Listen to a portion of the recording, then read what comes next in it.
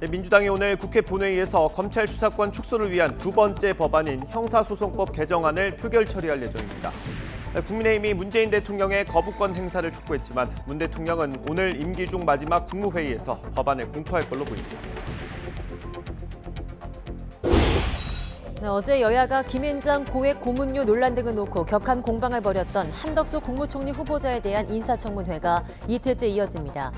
인사청문회 슈퍼위크 둘째 날인 오늘 자녀 의대 편입학 과정에서 이른바 아빠 찬스 의혹 등이 불거진 정호영 보건복지부 장관 후보자 등에 대한 청문회도 함께 열립니다. 문재인 대통령이 임기 마지막 특별 사면을 하지 않는 쪽으로 결론 내린 걸로 알려졌습니다. 이명박 전 대통령과 김경수 전 경남지사, 이재용 삼성전자 부회장 등에 대한 특별 사면이 거론됐지만 국민 공감대가 크지 않다고 판단한 것으로 전해졌습니다. 오늘 0시 기준 코로나19 신규 확진자는 나흘 만에 다시 5만 명 안팎으로 예상됩니다. 실외 마스크 착용 의무가 해제됐지만 정부는 실내 마스크 착용 의무는 한동안 유지될 것이라며 새로운 변이로 인한 재확산이 없어야 해제를 검토할 수 있다고 밝혔습니다. 입양 전 위탁 부모에게 맡겨진 생후 13개월 아기가 숨졌습니다. 아이 몸에는 화상과 멍자국 같은 학대 의심 정황이 발견돼 경찰이 수사에 착수했습니다. 어젯밤 고속도로 달리던 화물차가 넘어져 벌통 수십 대가 도로에 쏟아졌습니다. 벌통을 갓길로 치우는 과정에서 소방대원과 경찰이 벌에 쏘였고 이 일대 구간 교통이 잠시 통제됐습니다. 시청자 여러분 안녕하십니까? 5월 3일 굿모닝 YTN 시작합니다. 한덕수 국무총리 후보자의 인사청문회를 시작으로 본격적인 청문 정국이 시작됐습니다. 한덕수 후보자 청문회에선 전관예우와 이해충돌 의혹이 도마 위에 올랐습니다. 한 후보자는 20억 고문료에는 송구스럽다고 했지만 일부 논란에는 강하게 반박하기도 했습니다. 먼저 김세호 기자입니다. 새 정부 인사의 첫 국회 인사청문회 대상자로 나선 한덕수 국무총리 후보자. 곧바로 한 후보자의 퇴직 이후 김앤장에서 받은 20억 원 고문료와 전관예우 의혹에 민주당 공세가 집중됐습니다. 회전문에서도 역대급입니다. 도대체 김앤장에서 20억을 받으면서 무슨 일을 했느냐? 아무런 답변을 해주지 않으셨습니다. 한 후보자는 법무법인 고문으로 재직할 당시 공무원들에게 특정 사안에 대해 부탁한 바가 없다며 전관예우나 이해충돌 의혹을 부인했습니다. 다만 고액 보수 논란에 대해선 많은 액수라고 생각하지는 않지만 국민의 눈높이에는 높은 수준이라며 고개를 숙였습니다. 우선 국민의 눈높이에서 봤을 때 높은 그러한 수준의 봉급을 받았다 하는 것에 대해서 좀 송구스럽다는 말씀을 드리고요. 통상고위직 시절 자신의 집을 외국계 회사에 빌려주고 임대료를 받은 것이 이해충돌 아니냐는 지적에는 강한 어조로 반박했습니다. 그 기업들이 후보자가 차관으로 있는 통상산업부, 산하 공기업들, 가스공사, 석유공사 이런 데서 온갖 특혜를 받았는데 그거를 본인이 모르고 있었다. 이건 너무 무책임한 말씀 아니신가요? 만약 저 사람들이 저 때문에 특혜를 받았다면 증거를 내주세요. 무책임한 게 아니고 앞으로 후보자께서 국무총리를 무책임한 하시더라도 게 아니고요. 황당하다는 말씀을 드리는 겁니다. 황당하다. 한 후보자 배우자의 그림을 산 부영주택이 미국에 진출한 과정에 개입한 것 아니냐는 의혹도 도마에 올랐습니다. 저는 부영주택의 미국 진출에 뭔가 후보자께서 도움을 주셨기 때문에 그렇지 않냐 이런 합리적 의혹을 제기한다는 겁니다. 아니 요청이 있으면 도울 수 있죠. 그러나 부영은 단 한 번도 그런 요청을 한 적이 없습니다. 그러니까 다시 말해서 아무 역할도 하지 않았다. 전혀 접촉이 없습니다.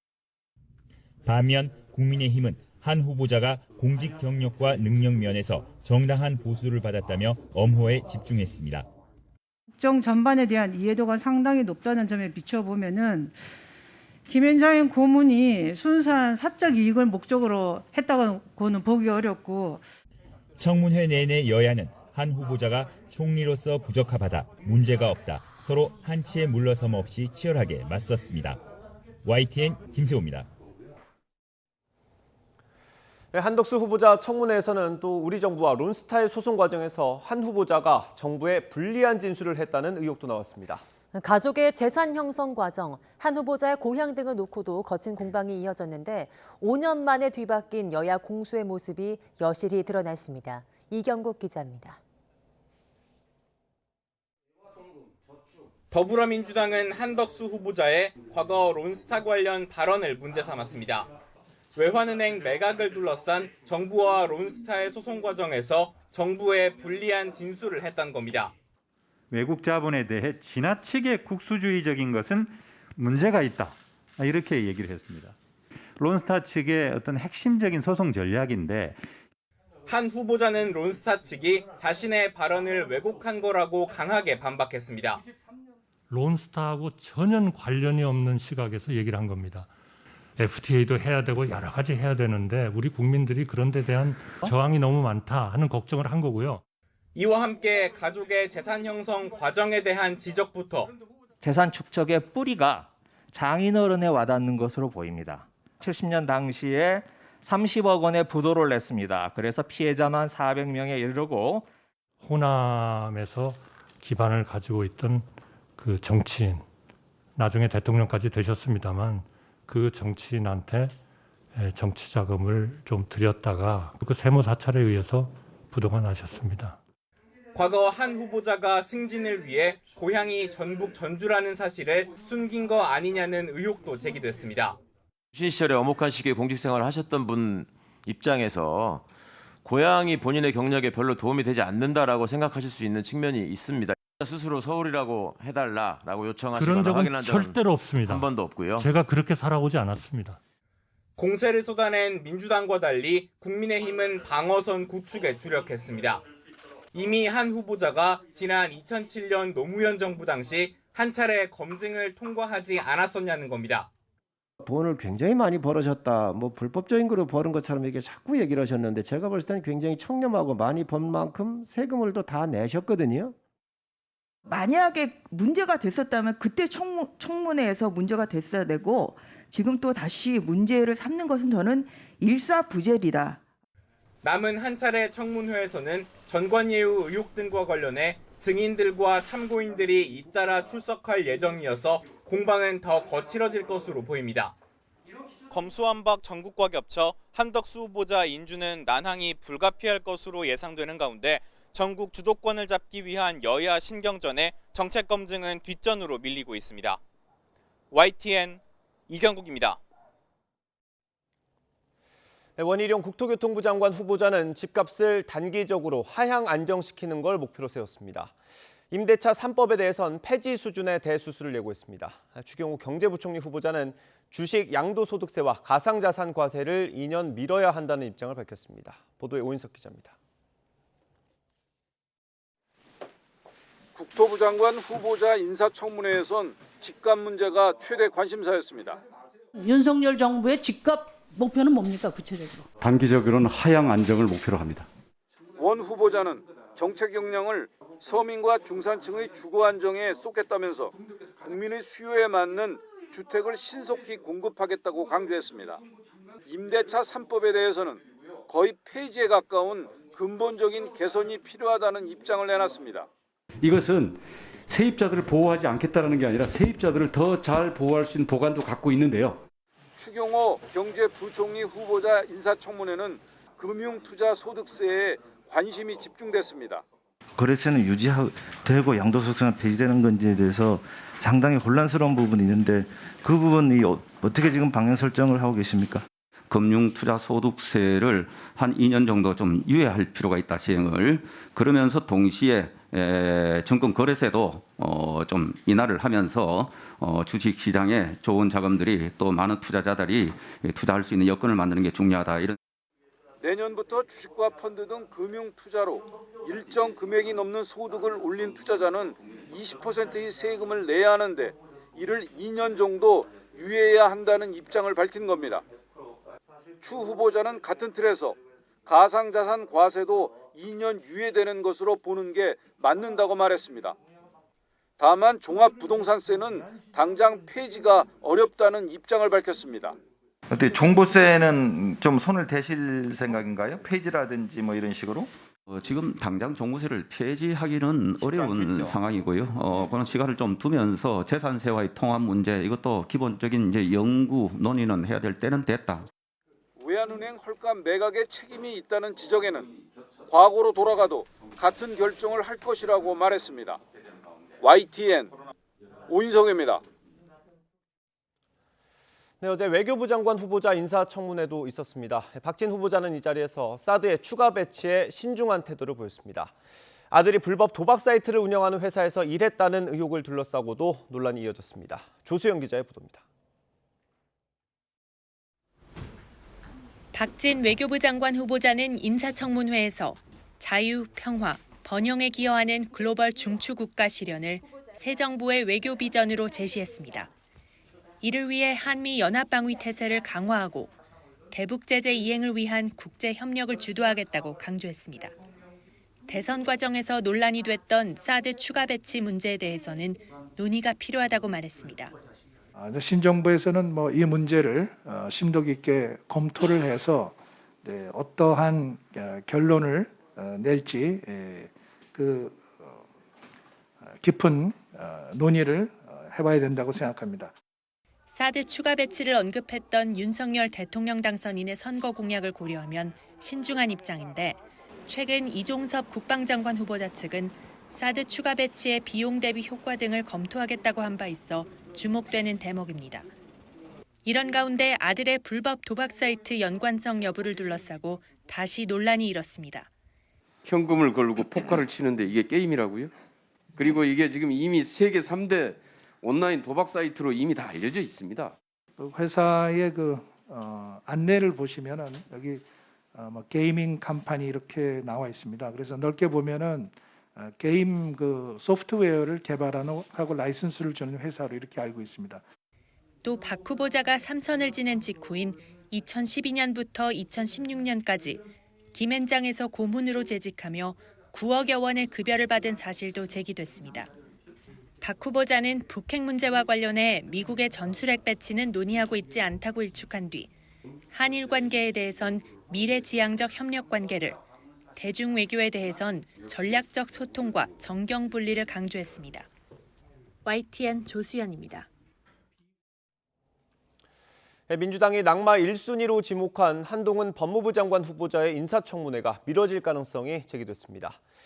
민주당 법사위 소속 의원은 내일부터 치러지는 한 후보자 인사청문회 어떤 증인을 부를지 여야 협의가 이루어지지 않은 상태라고 밝혔습니다.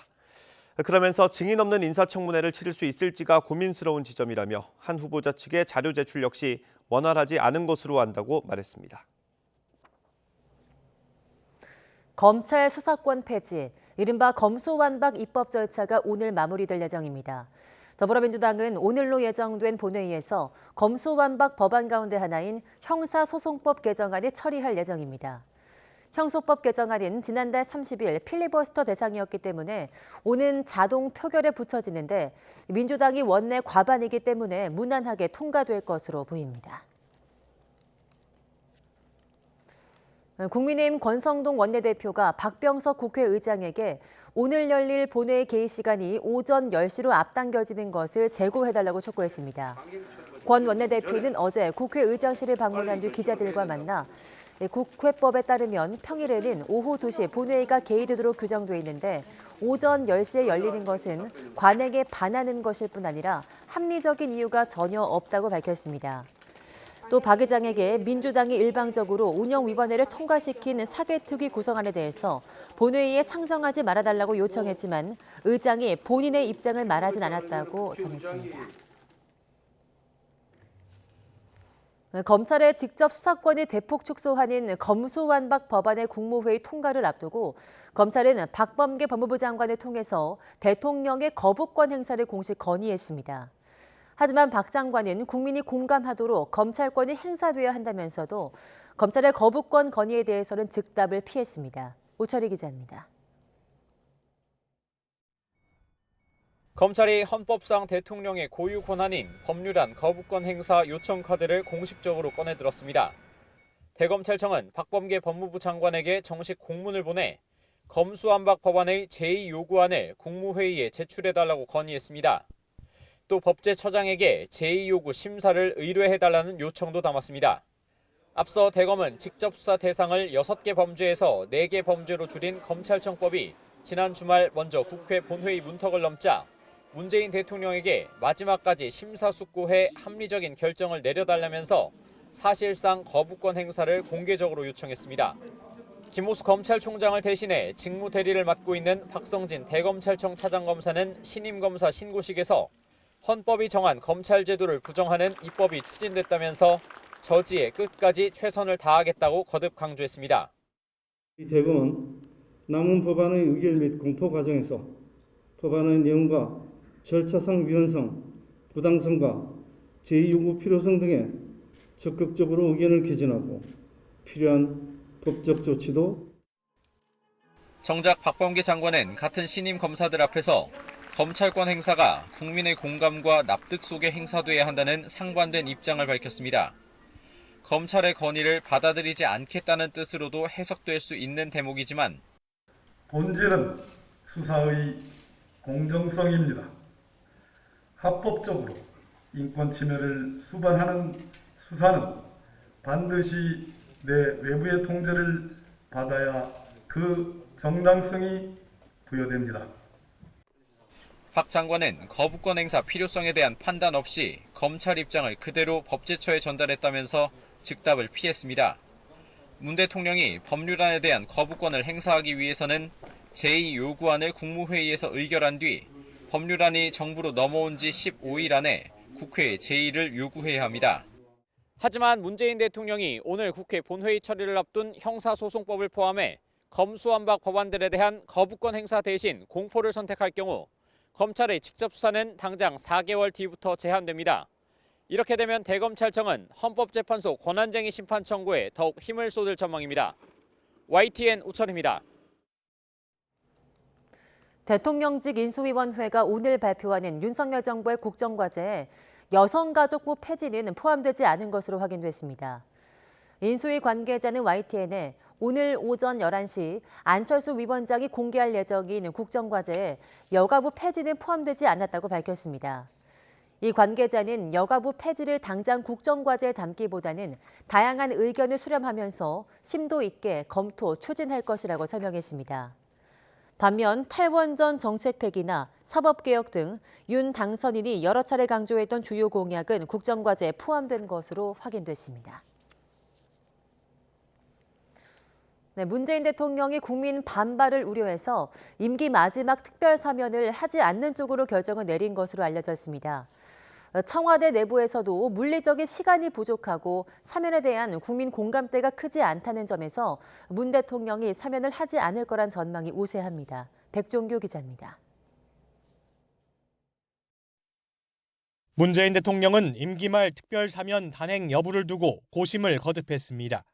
최근 종교계와 시민사회계, 재계 등에서 이명박 전 대통령과 김경수 전 경남지사, 이재용 삼성전자 부회장, 조국 전 법무부 장관의 부인인 정경심 전 교수 등을 사면해달라는 요청이 이어졌기 때문입니다.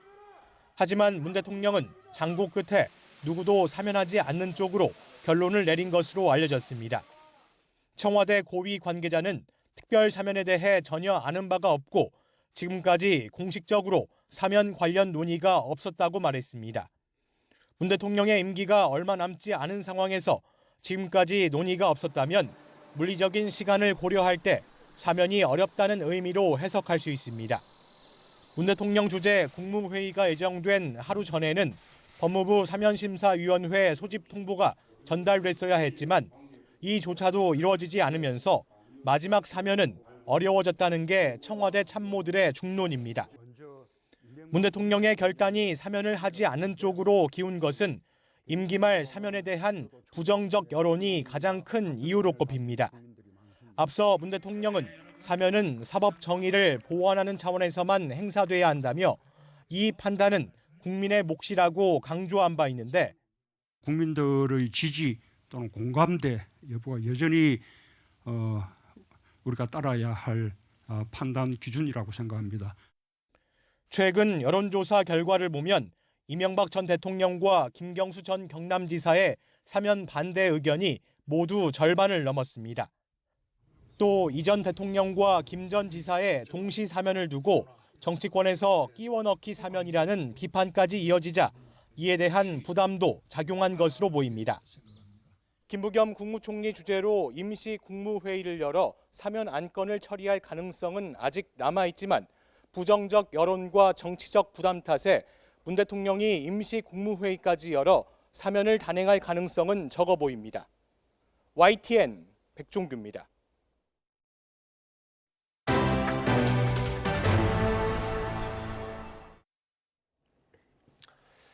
국내 코로나19 유행이 진정세를 이어가고 있습니다. 정부는 이런 감소세가 서서히 정체되다가 소규모 증감을 반복하는 국면이 올 거라고 예상했습니다. 조태현 기자의 보도입니다.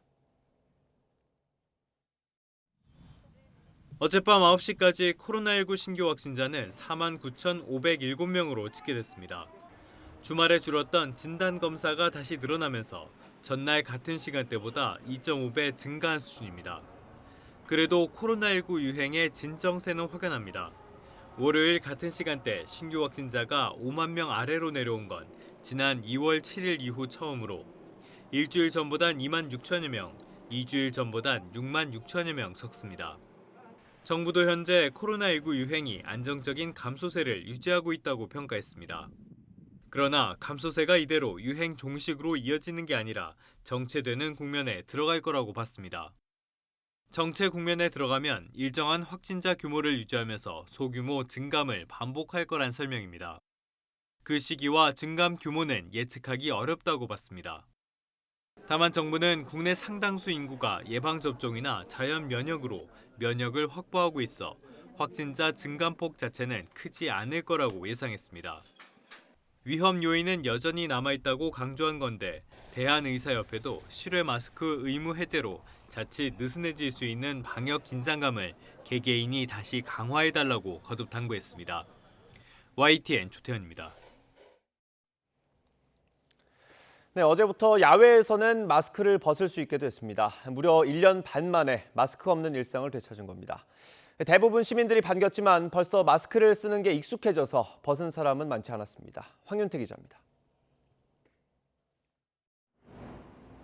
변함없이 분주한 월요일 아침 출근길. 하지만 지난주와는 달리 얼굴을 드러낸 시민들의 모습이 곳곳에서 눈에 띕니다. 마스크를 접어 한 손에 들거나 턱에 마스크를 걸치고 다니는 시민들도 쉽게 찾을 수 있습니다.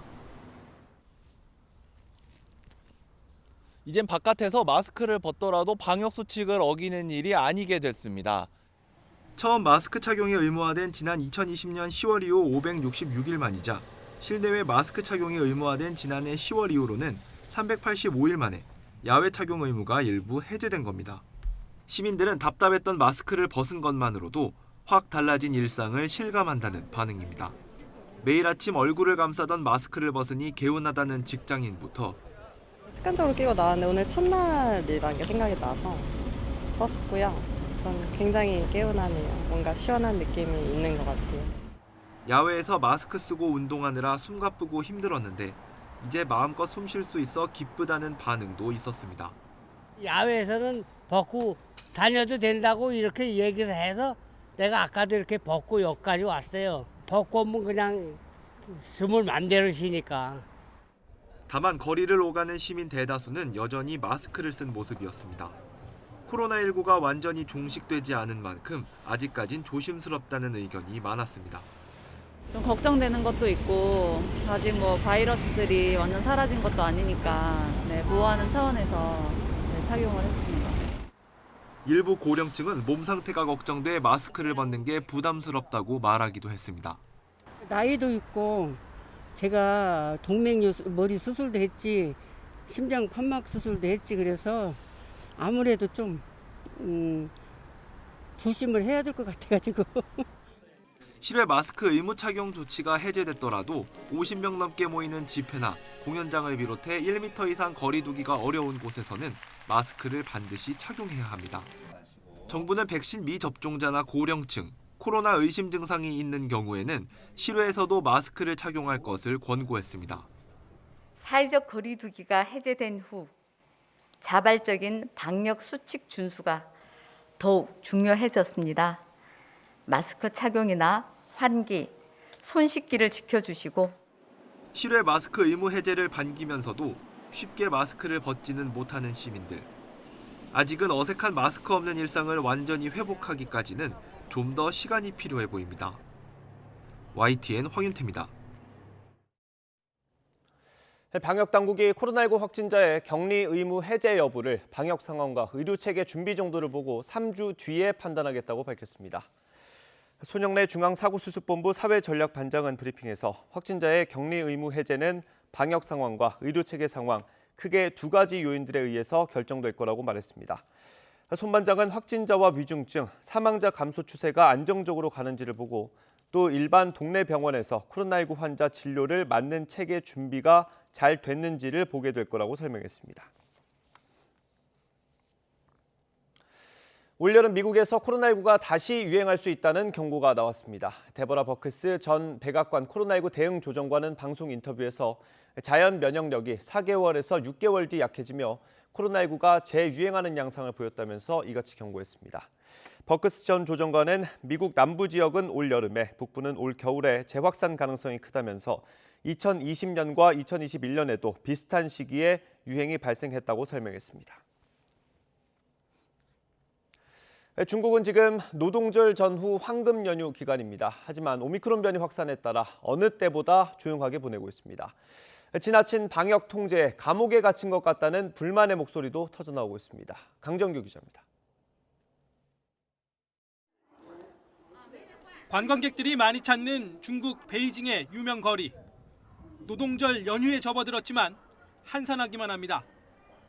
1년 전과 비교하면 사람이 눈에 띄게 줄었습니다.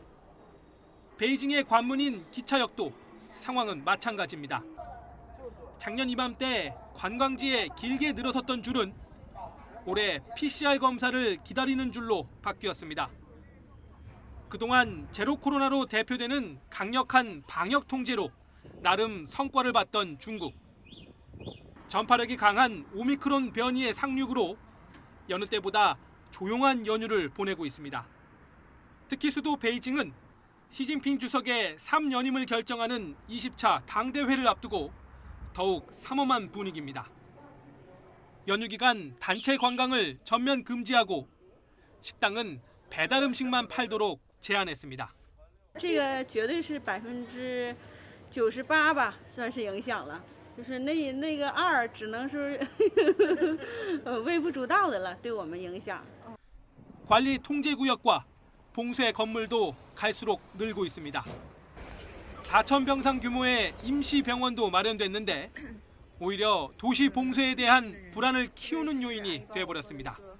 没有病的，你知道吗？没有就是被传染，但是我还是感觉好像我被防着的那种感觉，非常的不好，当成一个病人的感觉。 중국의 3대 연휴 가운데 하나인 노동절 기간, 수도 베이징 봉쇄에 최대 고비가 될 전망입니다. YTN 강정규입니다. 네, 고속도로를 달리던 화물차가 넘어지면서 벌통 60여 개가 도로에 떨어져 일대 교통이 일시 통제되고 이를 수습하던 경찰과 소방관이 벌에 쏘였습니다. 대형병원에서는 병동에 연기가 유입돼 120여 명이 대피하는 소동이 벌어졌습니다. 밤사이 사건 사고 김지환 기자가 보도합니다. 고속도로 한복판에 화물차가 옆으로 넘어졌습니다. 근처엔 부서진 나무 상자들로 일대가 아수라장이 됐습니다. 대전 남부순환고속도로를 달리던 1톤 화물차가 갑자기 넘어진 건 어젯밤 9시 40분쯤. 사고로 다친 사람은 없었지만 화물차에 실렸던 벌통 60여 개가 도로로 쏟아졌습니다. 차로 변경하고 왔다 갔다 하면 짐이 한 군데로 쏠렸나 봐요. 그러니까 중심을 잃어갖고 살짝 넘어진 거예요. 떨어지면 이제 벌들도 날아다니고. 벌통을 갓길로 치우는 과정에서 소방대원과 경찰이 쏘였고 고속도로 2km 구간이 10분가량 통제되기도 했습니다. 소방대원들이 대형 가마솥에 연신 물을 뿌려댑니다. 어젯밤 9시쯤 건국대 충주병원에서 연기가 병동으로 번지는 사고가 났습니다. 다친 사람은 없었지만 환자와 의료진 등 120여 명이 급히 대피하는 소동이 벌어졌습니다. 연기는 지하 1층 식당에서 조리원이 음식물을 만들다 자리를 비운 사이 발생했는데 환기 배관을 타고 병동까지 번진 것으로 확인됐습니다. 산 능선을 따라 시뻘건 불길이 타오릅니다. 경기도 양평군 서종면에 있는 야산에서 불이 난 건 어제 오후 6시쯤. 불은 2시간 만에 꺼졌고 다친 사람은 없었습니다. 산림청은 비닐하우스에서 시작한 불이 야산으로 번진 것으로 보고 정확한 원인과 피해 면적을 조사하고 있습니다. YTN 김지환입니다. 경기 남양주시에서 정식 입양 전 위탁 부모에게 맡겨진 13개월짜리 남자아이가 숨졌습니다. 숨진 아기에게선 얼굴 화상과 멍자국 등이 발견돼 경찰이 학대 여부를 수사하고 있습니다. 윤혜리 기자가 보도합니다. 아파트 단지로 구급차와 경찰차가 잇따라 들어갑니다. 구급대원들이 들것에 실린 아이를 황급히 구급차에 옮기고 그 뒤를 남녀가 따라갑니다. 새벽 2시 10분쯤 경기 남양주시 평내동에 있는 아파트 단지에서 13개월짜리 A군이 숨을 쉬지 않는다는 신고가 119에 접수됐습니다. 구급차가 도착했을 때 A군은 이미 심정지 상태였고 곧바로 인근 병원으로 옮겨졌지만 숨졌습니다. 사망 당시 A군은 왼쪽 얼굴 전체에 2도 화상을 입은 상태였고 다리에서는 멍자국도 발견됐습니다. 아이 상태를 확인한 담당 의사는 아동학대가 의심된다며 부모를 경찰에 신고했습니다. 당시 현장에 출동한 구급대원도 이상한 점을 느낀 건 마찬가지였습니다. 전날 아이를 씻기다 얼굴에 화상을 입혔다면서도 아무런 응급처치도 하지 않은 겁니다. 왜 이걸 병원에 안 갔지라고 의심할 정도의 이도 화상인데 조금 스포가 박혀진 상태였는데. 확인 결과 A군을 돌보던 부부는 친부모가 아니라 다른 가정에 정식으로 입양되기 전 임시로 아이를 맡아 돌보는 위탁가정 부모였습니다. 위탁가정 모친은 아이가 분유를 먹고 토한 뒤 잠든 줄 알았는데 새벽에 일어나 보니 숨을 쉬지 않았다고 진술한 것으로 알려졌습니다. 이들은 지난해 11월부터 A군을 맡아 길러왔고 지난 2017년부터 임시로 돌봐온 아이만 6명에서 7명에 달하는 것으로 파악됐습니다. 아동복지기관 관계자는 지난달 중순 정기 방문 당시 학대 정황은 전혀 발견되지 않았다며 해당 부모가 과거 아동학대로 의심 신고를 받은 적도 없다고 설명했습니다. 경찰은 정확한 사망 원인을 파악하기 위해 A군의 부검을 의뢰하고 위탁 부모를 상대로 학대 여부를 조사하고 있습니다. YTN 윤혜리입니다. 네, 미국 국방부는 러시아군 총참모장이 우크라이나 돈바스에서 다쳤다는 보도와 관련해 확인할 수 없다고 밝혔습니다. 미국 국방부 당국자는 현지 시간 2일 발레리 게라시모프 러시아군 총참모장이 우크라이나 돈바스 지역을 방문했다가 파편에 상처를 입었다는 보도에 대해서 이같이 설명했습니다. 게라시모프 총참모장은 러시아군의 우크라이나 동부 지역에 대한 공격을 지휘하도록 블라디미르 푸틴 러시아 대통령이 직접 배치한 인물입니다.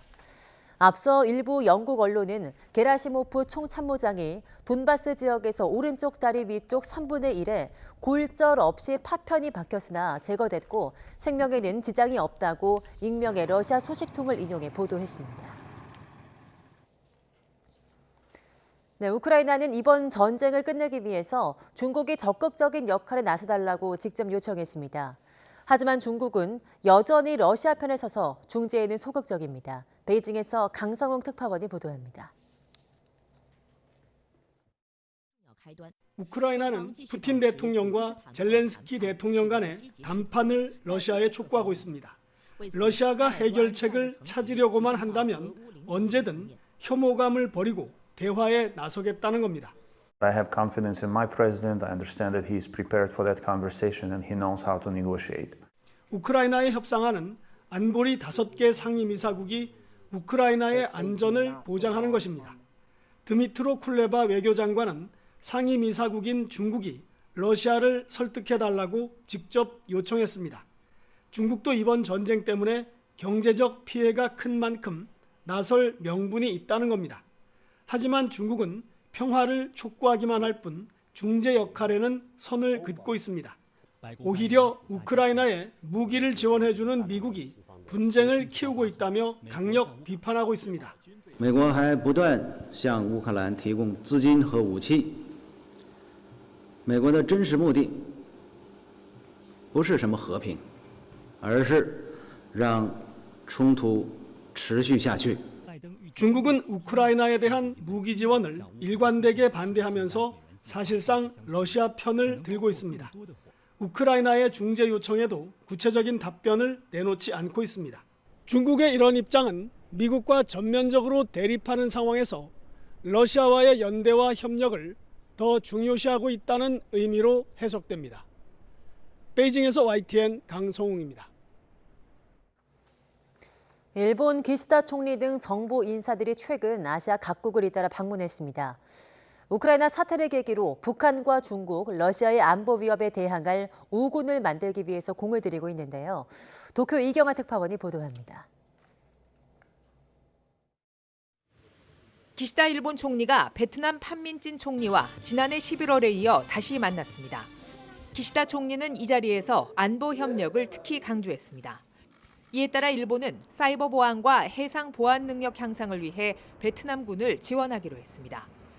베트남에 앞서 방문한 인도네시아에서도 총리는 해상 보안 순시선을 제공하기 위해 조사를 시작하겠다고 밝힌 바 있습니다. 일련의 조치는 북한과 중국을 겨냥한 것입니다. 北朝鮮への対応での緊密な連携を確認し、南シナ海での力を背景とした一方的な現状変更の試みに強く反対することで一致をいたしました。 다만 우크라이나 사태와 관련해 두 정상은 대량 살상 무기 사용과 민간인 공격에 반대한다는 점만 확인했습니다. 경제적으로는 일본과 긴밀하지만 러시아와 오랜 우호 관계인 베트남이 원론적인 입장 표명에 그친 겁니다. 하야시 외무성 장관은 중앙아시아를 잇따라 방문했습니다. 옛 소련에 속해 있던 우즈베키스탄과 카자흐스탄을 찾아 러시아에 대한 공동 대응을 촉구했습니다. 国際秩序の根幹を揺るがす深刻な事態であるということを強調しつつ、国際社会が足並みを揃えてですね、対処していく必要があるということをしっかりお伝えをした上で 우즈베키스탄 대통령은 하야시 장관을 만나 일본의 안보리 상임이사국 진출에 지지 입장을 밝히기도 했습니다. 일본은 우크라이나 사태 앞에 무력한 유엔을 개혁해야 한다며 상임이사국 진출을 적극 추진하고 있습니다. 이 목표를 위해 국제사회의 여론이 중요한 만큼 연중 최대 연휴인 골든위크 기간에도 일본은 분주한 외교 일정을 이어가고 있습니다. 도쿄에서 YTN 이경아입니다. 오늘 아침도 볼에 닿는 공기가 무척 쌀쌀합니다. 하지만 낮 동안에는 어제보다 온화한 날씨를 보이겠는데요. 현재 서울 기온은 9.4도로 어제와 같은 시각과 비슷하지만 한낮에는 20도까지 올라서 어제보다 조금 높겠습니다. 일교차는 계속해서 10도 이상으로 크게 벌어지니까요. 체온 조절 잘 해주시기 바랍니다. 오늘도 전국이 대체로 맑겠고 먼지 걱정도 없겠습니다. 다만 오늘 오후부터 동해안 지역에는 고온 건조한 양간 지풍이 불겠는데요.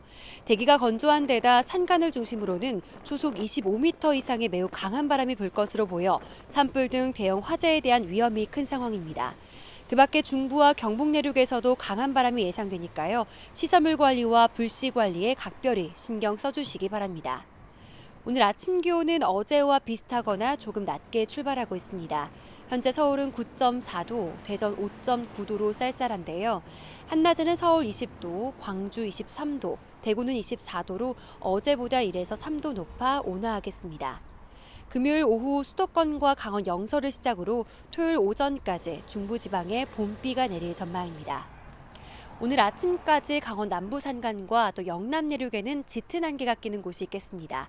가시거리가 200m 이하로 좁혀지는 곳이 있으니까요. 이 지역에 계신 분들은 교통안전에 각별히 신경 써주시기 바랍니다.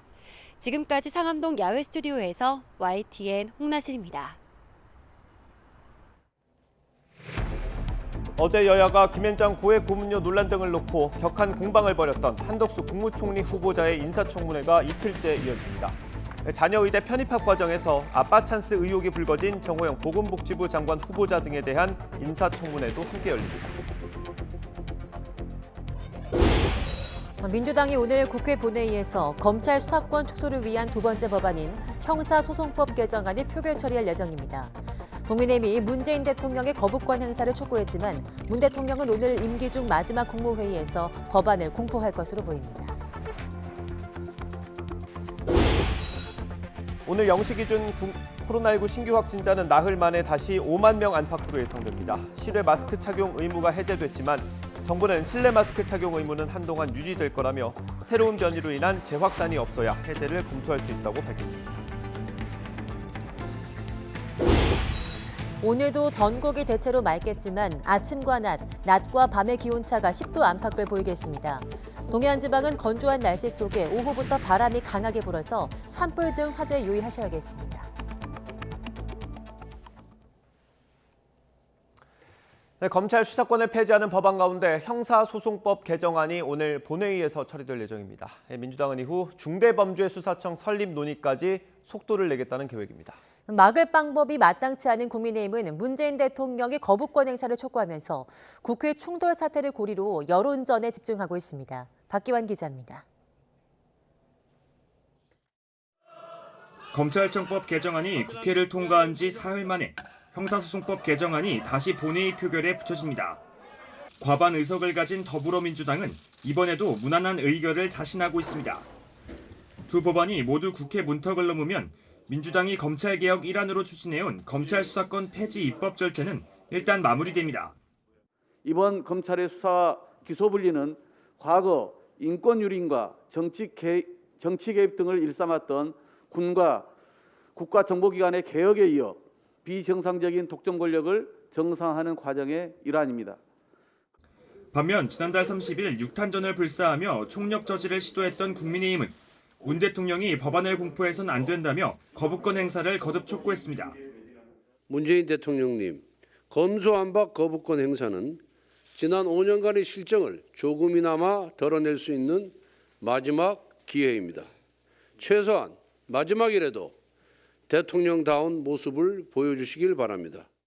또 박병석 국회의장을 막아서다 여성 의원 일부가 다친 일을 쟁점화해 검수완박 입법 부당성을 민심에 호소했는데 민주당 역시 가만히 있지 않았습니다.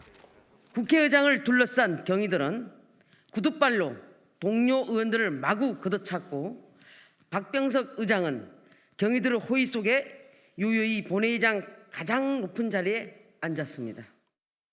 본회의 당시에 의장실 앞을 점거하고 물리력을 행사하고 국회 직원을 폭행했던, 그리고 배현진 의원의 그 국회 본회의에서의 부적절한 진행 발언에 대한 처사는 저희가 강력하게 문제 제기를 할 거라는 말씀을.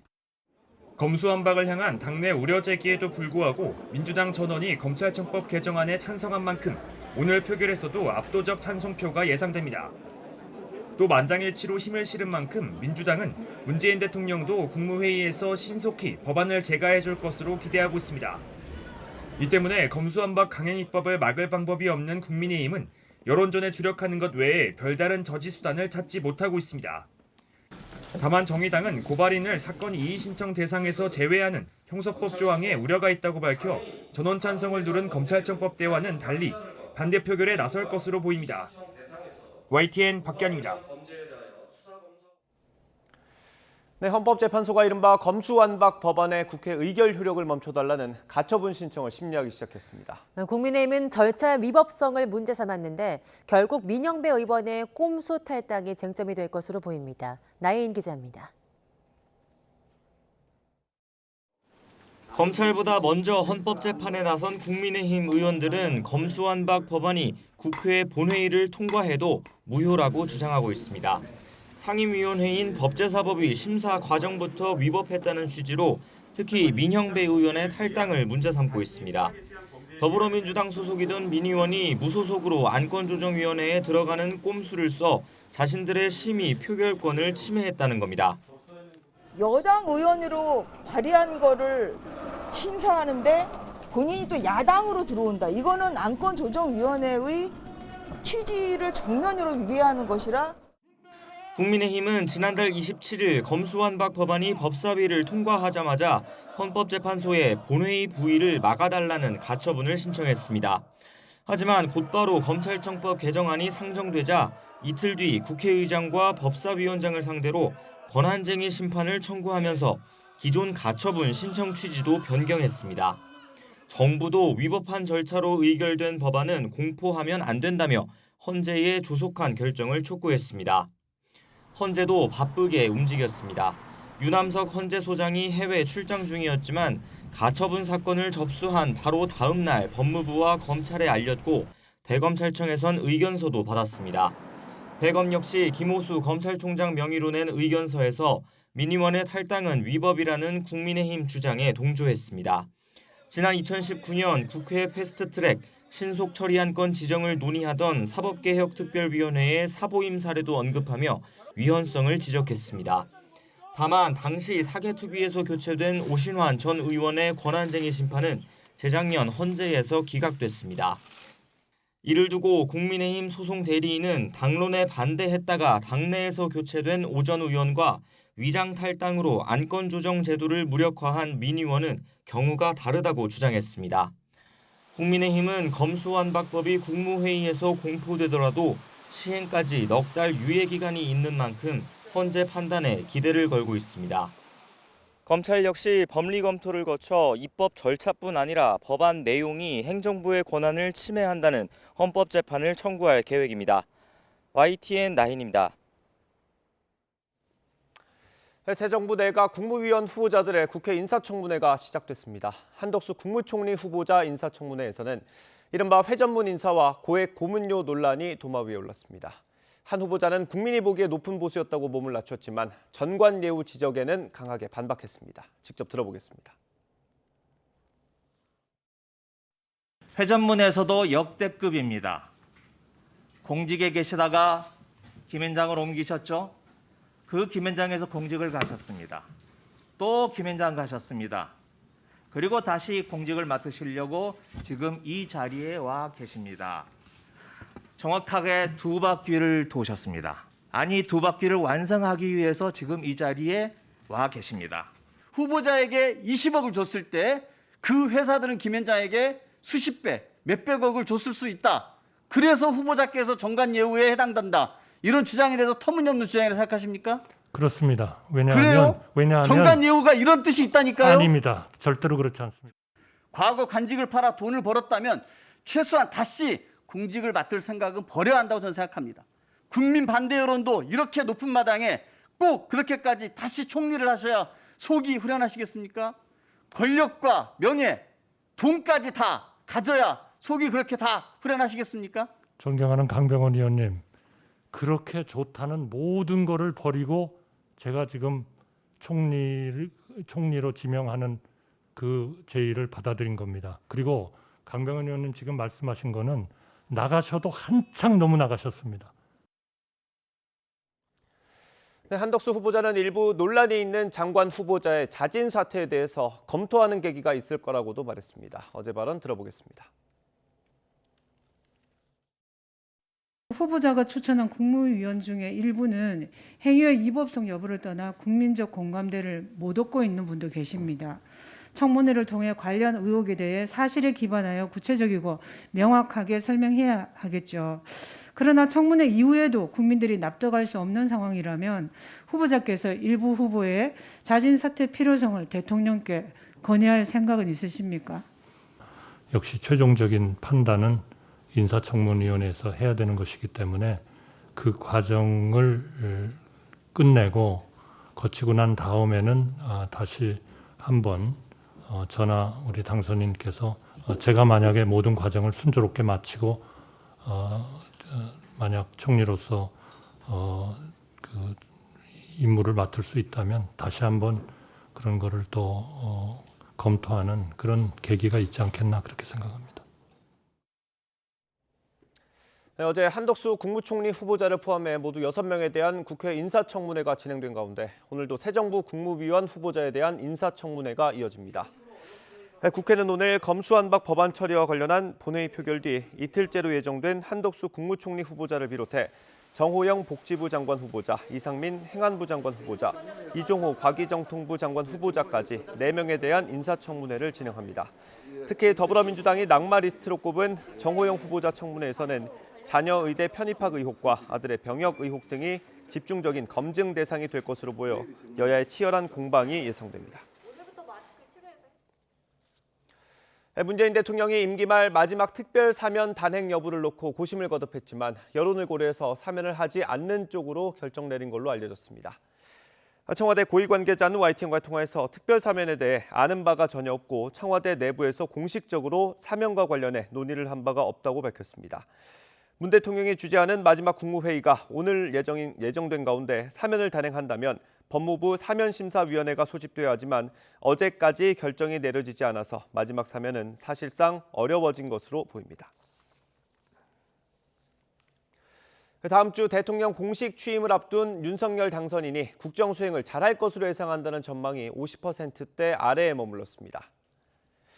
리얼미터가 지난 25일부터 닷새 동안 전국 18세 이상 국민 2,516명에게 물은 결과 윤 당선인이 취임 이후 국정수행을 잘할 거라는 응답은 49.7%로 일주일 전보다 0.1%포인트 소폭 하락했습니다. 잘하지 못할 거라는 부정적 응답 역시 0.1%포인트 내린 44.7%로 집계됐습니다. 문재인 대통령의 국정수행을 긍정적으로 평가한 비율은 42.8%로 지난주보다 0.7%포인트 올랐고 부정적인 평가는 전주와 같은 53.6%였습니다. 자세한 내용은 리얼미터나 중앙선거 여론조사 심의위원회 홈페이지를 참고하시면 됩니다.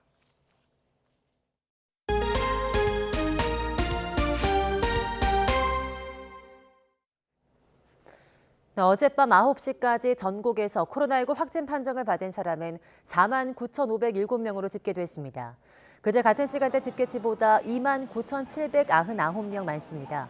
월요일 같은 시간대 신규 확진자가 5만 명 미만을 기록한 것은 지난 2월 7일 이후 12주 만입니다. 신규 확진자는 수도권에서 22,788명으로 46%, 비수도권에서 26,719명으로 54%를 각각 차지했습니다.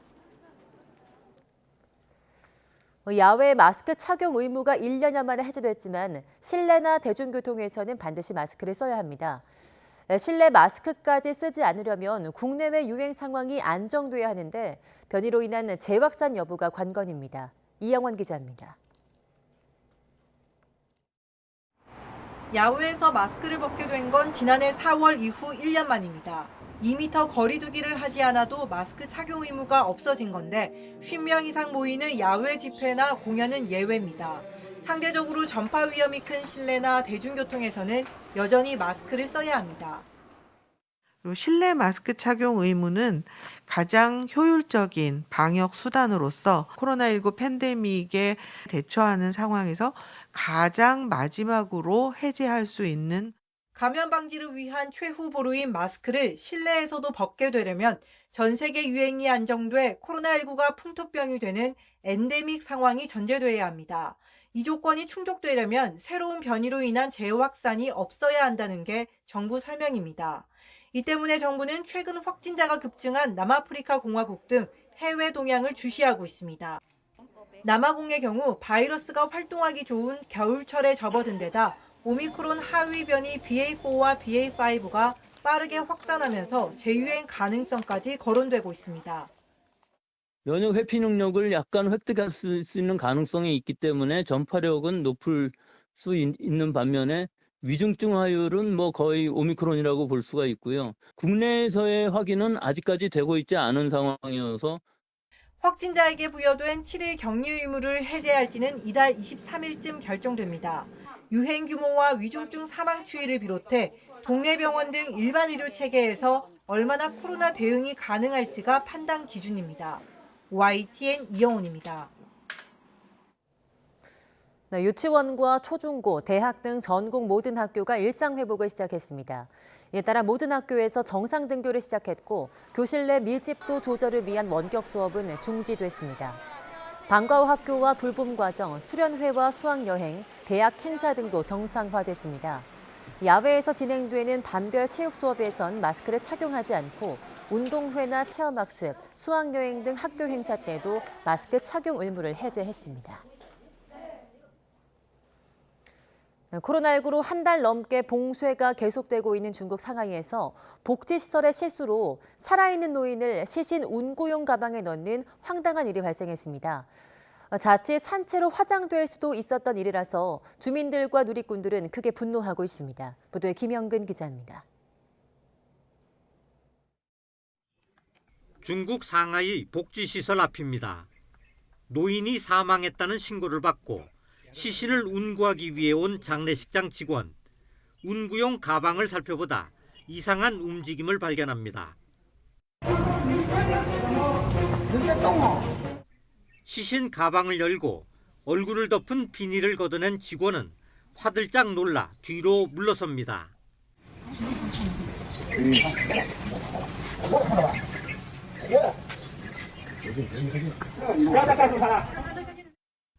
노인은 곧바로 병원으로 옮겨져 치료를 받고 안정을 되찾은 것으로 알려졌습니다.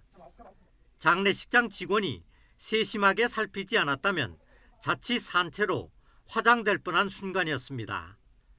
이번 사건은 상하이 주민들에게 큰 충격을 줬습니다.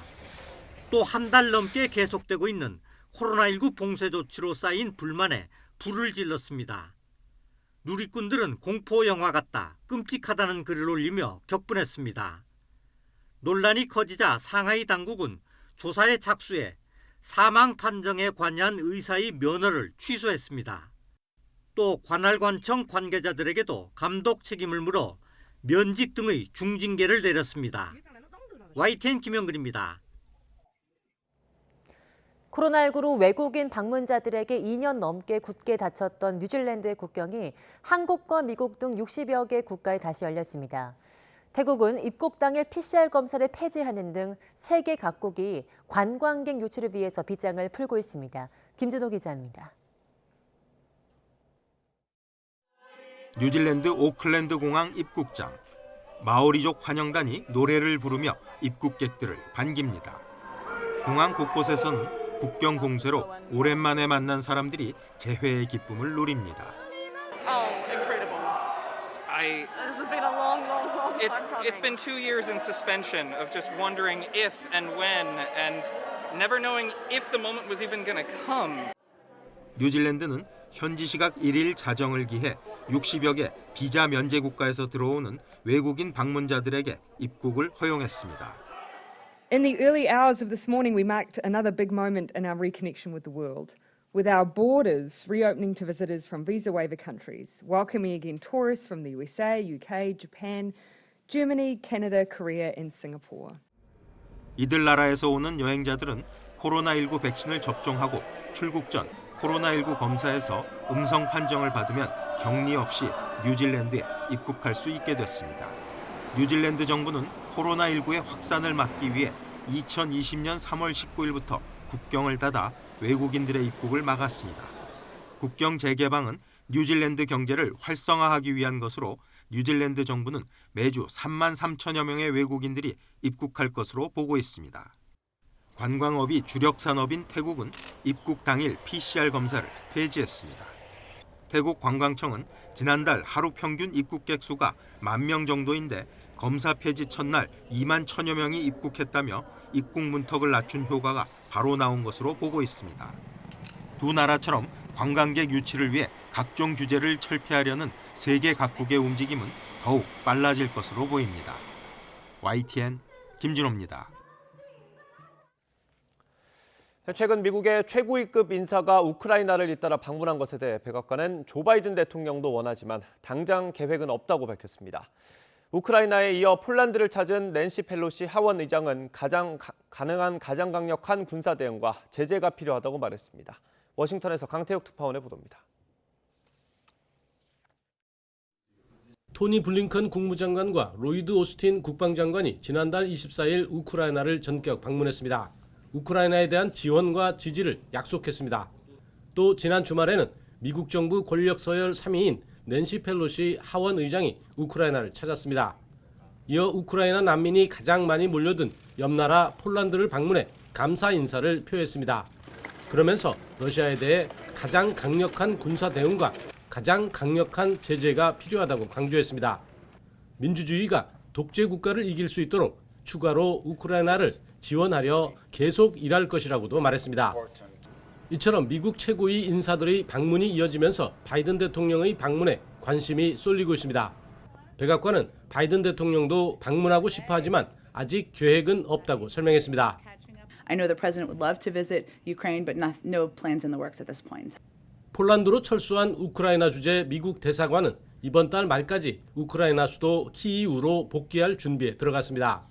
크리스티나 크비엔 대리대사는 앞으로 한두 주간 미국 외교관들이 우크라이나로 당일 출장을 계속할 것이라며 상황을 살피겠다고 밝혔습니다.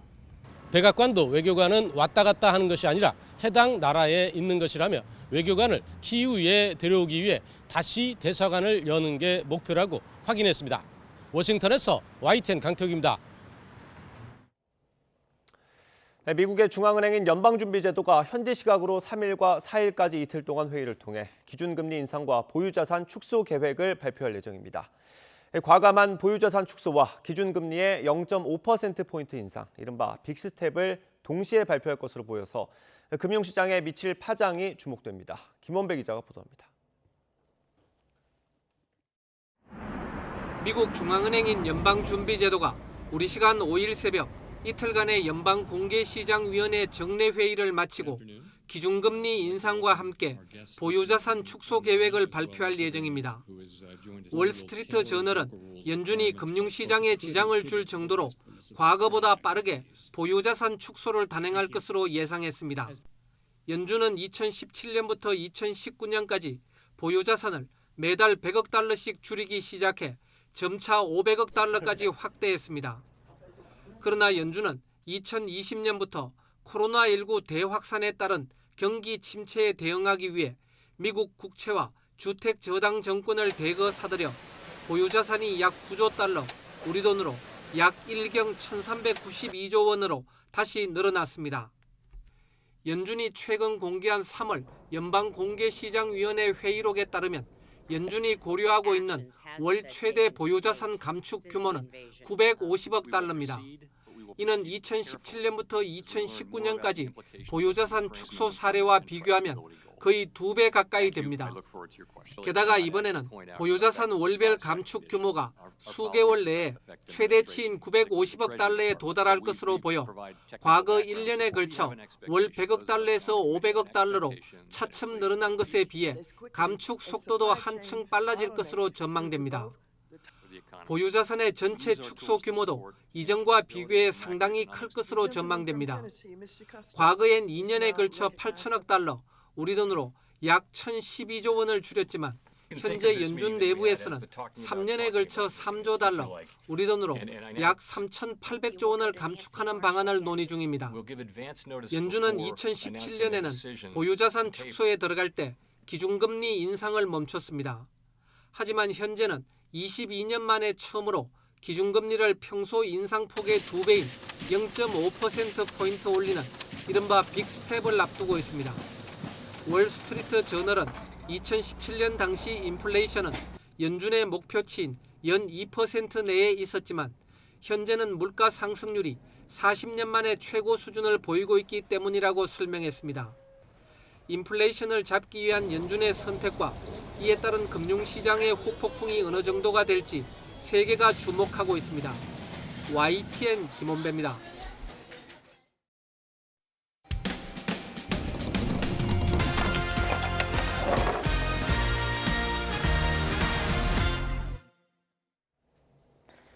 네, 학교 공사 과정의 배수관이 막히면서 바로 옆 상가가 매년 침수 피해를 겪고 있다는 제보가 들어와 있습니다. 문제를 해결해줘야 할 당국이 책임을 떠넘기느라 아직도 배수관이 그대로 막혀 있는 상황인데요. 이미 심각한 피해를 본 시민은 다가오는 장마철이 두렵기만 합니다. 제보는 Y 양동훈 기자입니다. 지난해 9월 충남 천안시 조모 씨 부부 소유의 상가 건물이 쏟아진 빗물에 잠겼습니다. 소방차가 출동해 물을 퍼냈지만 역부족이었고 부부는 수천만 원어치 재산 피해를 봤다고 말했습니다. 성인어른 목까지 물이 차 있었습니다. 침수로 인해서 식자재 및 엘리베이터가 침수가 돼서 고장이 발생됐습니다. 매년 크고 작은 침수 피해가 발생하자 부부는 천안시청에 조사를 요구했고 황당한 조사 결과를 듣게 됐습니다. 지난 2016년 상가 바로 옆에 초등학교가 새로 지어졌는데 공사 관계자들이 빗물이 빠져나갈 배수관을 실수로 막아버렸다는 겁니다. 초등학교 집안 공사를 하면서 박은 말뚝이 여기서 25m 정도 안쪽 지점을 관통했습니다. 천안시와 천안교육지원청에 민원을 넣은 부부는 문제가 금방 해결될 거로 생각했지만 현실은 달랐습니다. 천안시는 배수관을 망가뜨린 천안교육지원청이 문제를 해결해야 한다고 밝혔습니다. 하지만 천안교육지원청은 토지 부서를 제때 해주지 않아 제대로 된 조사 없이 공사를 시작하게 만든 재개발조합이 책임져야 한다고 주장했습니다. 하지만 재개발조합은 전 대표가 횡령 및 배임 혐의 등으로 감옥에 가는 등 사실상 그 기능을 잃은 상태입니다. 부부는 조합을 들먹이며 시간을 보내는 당국이 야속하기만 합니다. 없는 조합 액션 몇 년 전부터 취한 액션이 뭐가 필요하냐고요 지금. 교육청에서 해결해 주려고 하는 어떤 의향을 보였으면 제가 이렇게까지는 속상하지 않아요. 저희가 이렇게 피해가 있다고 이렇게 여러 차례 얘기했는데. 부부는 별다른 조치가 없다면 장마철에 또 건물이 잠길 수밖에 없다며 걱정 속에 하루하루를 보내고 있습니다. 다가오는 우기철에 더 이상 피해가 발생이 되지 않도록 빠른 시일 내에 배수관을 정상화시켜주도록 부탁 말씀드리겠습니다. YTN 취재 뒤 천안교육지원청은 책임질 수 없다는 기존 태도를 바꿔 전문 업체의 막힘 해결 방안을 문의하는 등 서둘러 대책을 마련하겠다고 통보했습니다. YTN 양동훈입니다. 네, 20대 지적장애인을 살해한 뒤 시신을 야산에 안매장한 4명이 구속됐습니다. 피의자들 역시 지적장애가 있는데 피해자와 함께 살다가 거짓말을 한다는 이유로 폭행해 숨지게 한 것으로 조사됐습니다. 정현우 기자입니다. 경기 김포시 대군면에 있는 야산. 수풀로 가려진 외진 공터에 움푹 패여 있는 흔적이 보입니다. 지난달 20일 이곳에서 나무를 채취하던 주민이 시신을 발견해 경찰에 신고했습니다. 국가수 차가 2대든가? 사람들이 많더라고요. 그래서 나중에 뭐 거기서 시신 나왔다는 소리만 들었어요, 그냥. 경찰은 지문을 채취해 숨진 사람이 지적장애 3급인 28살 A씨라는 걸 확인했습니다. 이후 탐문 등을 거쳐 숨진 A씨가 지난해 9월 집에서 가출한 뒤 인천 간석동에 있는 다세대 주택에서 다른 4명과 함께 살아온 사실을 파악하고 수사 8일 만에 이들을 모두 붙잡았습니다. 함께 살던 주거지는 여기서 30km 가량 떨어져 있었는데요. 피의자들은 이곳까지 차를 빌려서 시신을 옮겼던 것으로 조사됐습니다. A씨와 이들은 지인 등을 통해 건너 알고 지내던 사이로 A씨가 가출 뒤 함께 살아온 것으로 파악됐습니다. 2명은 A씨처럼 지적 장애인이고 나머지 2명은 경계선 지능 장애를 가졌는데 A씨가 거짓말한다는 이유로 폭행한 끝에 숨지게 했다고 진술했습니다. 다만 이들은 혐의를 대체로 인정하면서도 범행 동기와 살해 시점 등에 대해선 정확한 진술을 못하는 것으로 전해졌습니다. 경찰은 이들에게 살인과 살인 방조, 사체 유기 혐의 등을 적용해 구속했습니다. 또 구속된 이들을 상대로 함께 살게 된 경위와 정확한 범행 동기 등을 추가 조사한 뒤 검찰에 송치할 예정입니다. YTN 정현우입니다. 코로나19 사태 장기화로 그동안 관광업계가 너무 힘들었는데요. 이제 서서히 정상을 찾을 것이란 기대가 커지고 있습니다. 지자체에서도 이에 맞춰서 관광객을 유치하기 위한 할인 상품을 내놓는 등 지원에 나섰습니다. 김학무 기자입니다. 주말을 맞은 수도권 외곽의 한 관광지에 외국인 단체 관광객이 몰려듭니다. 아직은 모두 마스크를 쓰고 손을 소독하는 등 방역에 열심입니다. 이들이 참여한 프로그램은 벽이나 바닥에 대형 그림이나 글자를 그리는 그래피티 만들기 이벤트. 흥겨운 음악 속에 굿바이 코비드, 웰컴 투 경기를 주제로 글자를 그리고 그림도 그려봅니다. I think both. I would say both because it's just a blessing to be able to go and do something, learn new culture, meet new people, and introduce my kids to everything around here. 300여 명에 달하는 이들은 경기관광공사가 진행한 착한 여행 캠페인을 통해 방문한 외국인. 코로나로 답답했던 일상을 벗어난 게 무엇보다 신기하고 후련합니다. 2년 넘게 관광객이 없어 애만 태웠던 업체 측은 감격스럽기까지 합니다. 외국에서 못 들어오니까 그래서 너무 힘들었는데 이번에 그 착한 여행으로 챙겨주셔서 외국인을 이렇게 많이 보게 되니까 너무 반갑고 고마워요. 이번 착한 여행 캠페인 상품을 이용하면 외국인 관광객들이 최대 75%나 할인한 가격으로 경기도 여행을 즐길 수 있습니다. 경기도 내 주요 관광지 11곳을 둘러볼 수 있고 일일 투어 상품도 마련돼 있습니다.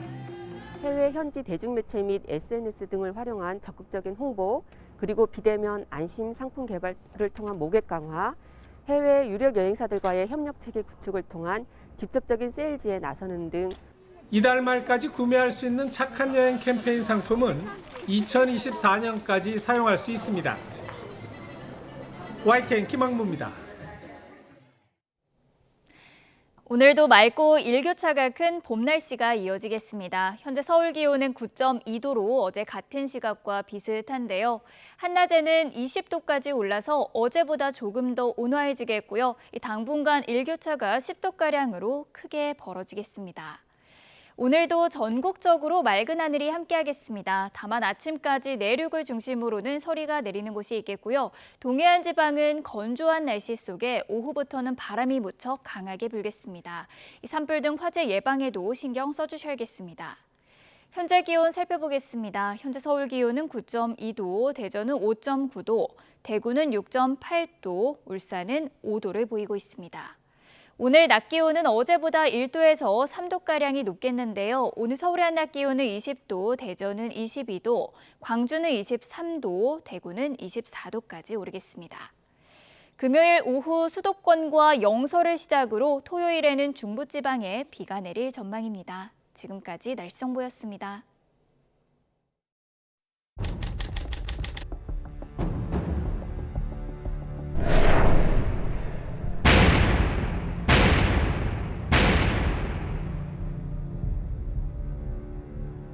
회전문에서도 역대급입니다. 도대체 김현장에서 20억을 받으면서 무슨 일을 했느냐? 아무런 답변을 해주지 않으셨습니다. 경제, 외교, 통상 분야의 최고 전문가이고 김현장의 고문이 순수한 사적 이익을 목적으로 했다고는 보기 어렵고 한 건도 전화를 하거나 부탁을 한 바가 없기 때문에 이런 전관 예우 문제라든지 이해 충돌의 문제가 일어나고 있다는 것은 저는 전혀 인식을 하지 않았습니다. 그 기업들이 후보자가 차관으로 있는 통상산업부, 산하 공기업들, 가스공사, 석유공사 이런 데서 온갖 특혜를 받았는데 그거를 본인이 모르고 있었다. 이건 너무 무책임한 말씀 아니신가요? 만약 저 사람들이 저 때문에 특혜를 받았다면 증거를 내주세요.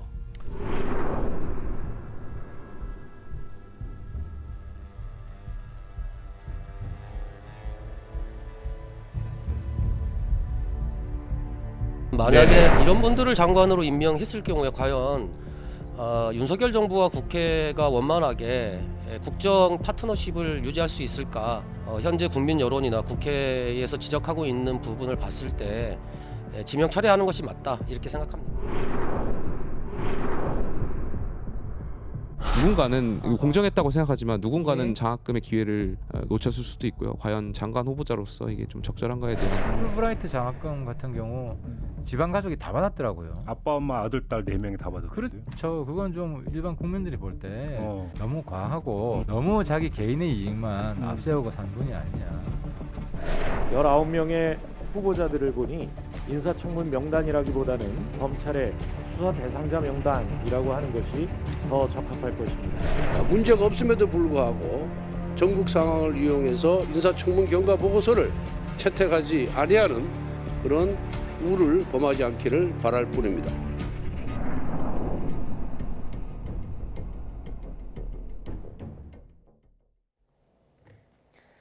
한덕수 국무총리 후보자는 논란에 휩싸인 일부 장관 후보자의 거취 문제와 관련해서 만약 총리로서 임무를 맡을 수 있다면 다시 한번 그런 부분을 검토하는 계기가 있지 않을까 생각한다고 말했습니다.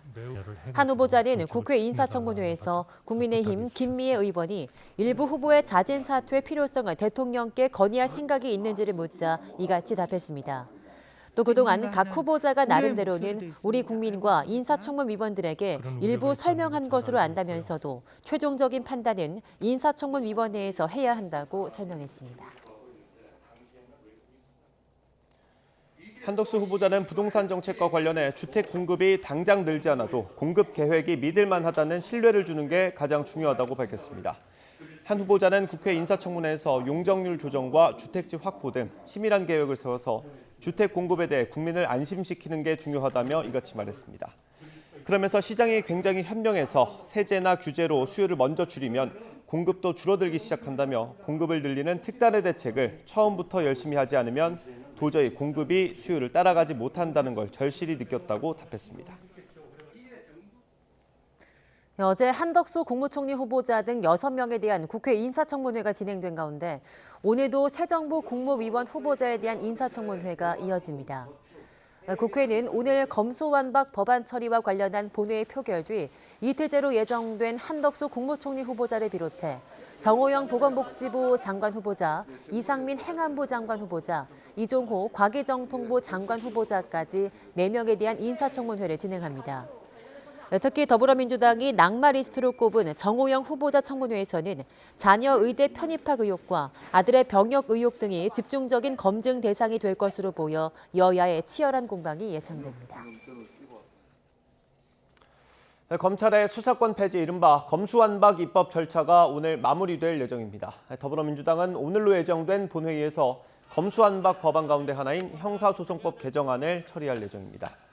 형사소송법 개정안은 지난달 30일 필리버스터 대상이었기 때문에 오늘 자동 표결에 붙여지는데 민주당이 원내 과반인 만큼 무난하게 통과될 걸로 보입니다. 앞서 검수완박 법안 가운데 하나인 검찰청법 개정안은 지난달 30일 이미 본회의를 통과했습니다. 대통령직 인수위원회가 오늘 발표하는 윤석열 정부의 국정과제에 여성가족부 폐지는 포함되지 않은 것으로 확인됐습니다. 인수위 관계자는 YTN에 오늘 오전 11시 안철수 위원장이 공개할 예정인 국정과제에 여가부 폐지는 포함되지 않았다고 밝혔습니다. 이 관계자는 여가부 폐지를 당장 국정과제에 담기보다는 다양한 의견을 수렴하면서 심도 있게 검토, 추진할 것이라고 설명했습니다. 반면 탈원전 정책 폐기나 사법개혁 등 윤 당선인이 여러 차례 강조했던 주요 공약은 국정과제에 포함된 것으로 확인됐습니다. 다음 주에 취임하는 윤석열 당선인이 어제는 경기도민들을 만나 지역 현안을 짚었습니다. 당선인 일정 내내 김은혜 국민의힘 경기지사 후보가 함께했는데 당장 선거 개입 논란이 불붙었습니다. 조은지 기자의 보도입니다. 이른바 약속과 민생의 행보 6번째 지역 경기도에서 윤석열 당선인은 지역마다 가려운 부분을 정확하게 꼬집었습니다. 일산 수도권 광역철도 GTX-A 건설 현장에서 터널을 들어가서 설명을 듣고 주민들과 만나서는 1기 신도시 재건축 약속은 반드시 지킨다고 말했습니다. 1기 신도시의 종합적인 도시 재정비 문제를 신속하게 추진할 테니까 제가 선거 때 약속드린 거는 반드시 지킵니다. 감사합니다. 수원에선 군비행장 소음 피해를 호소하는 주민들에게 이전 장소를 원만하게 찾도록 대폭 지원하겠다고 했고 용인 전통시장에서도 지역 발전 공약을 외쳤습니다.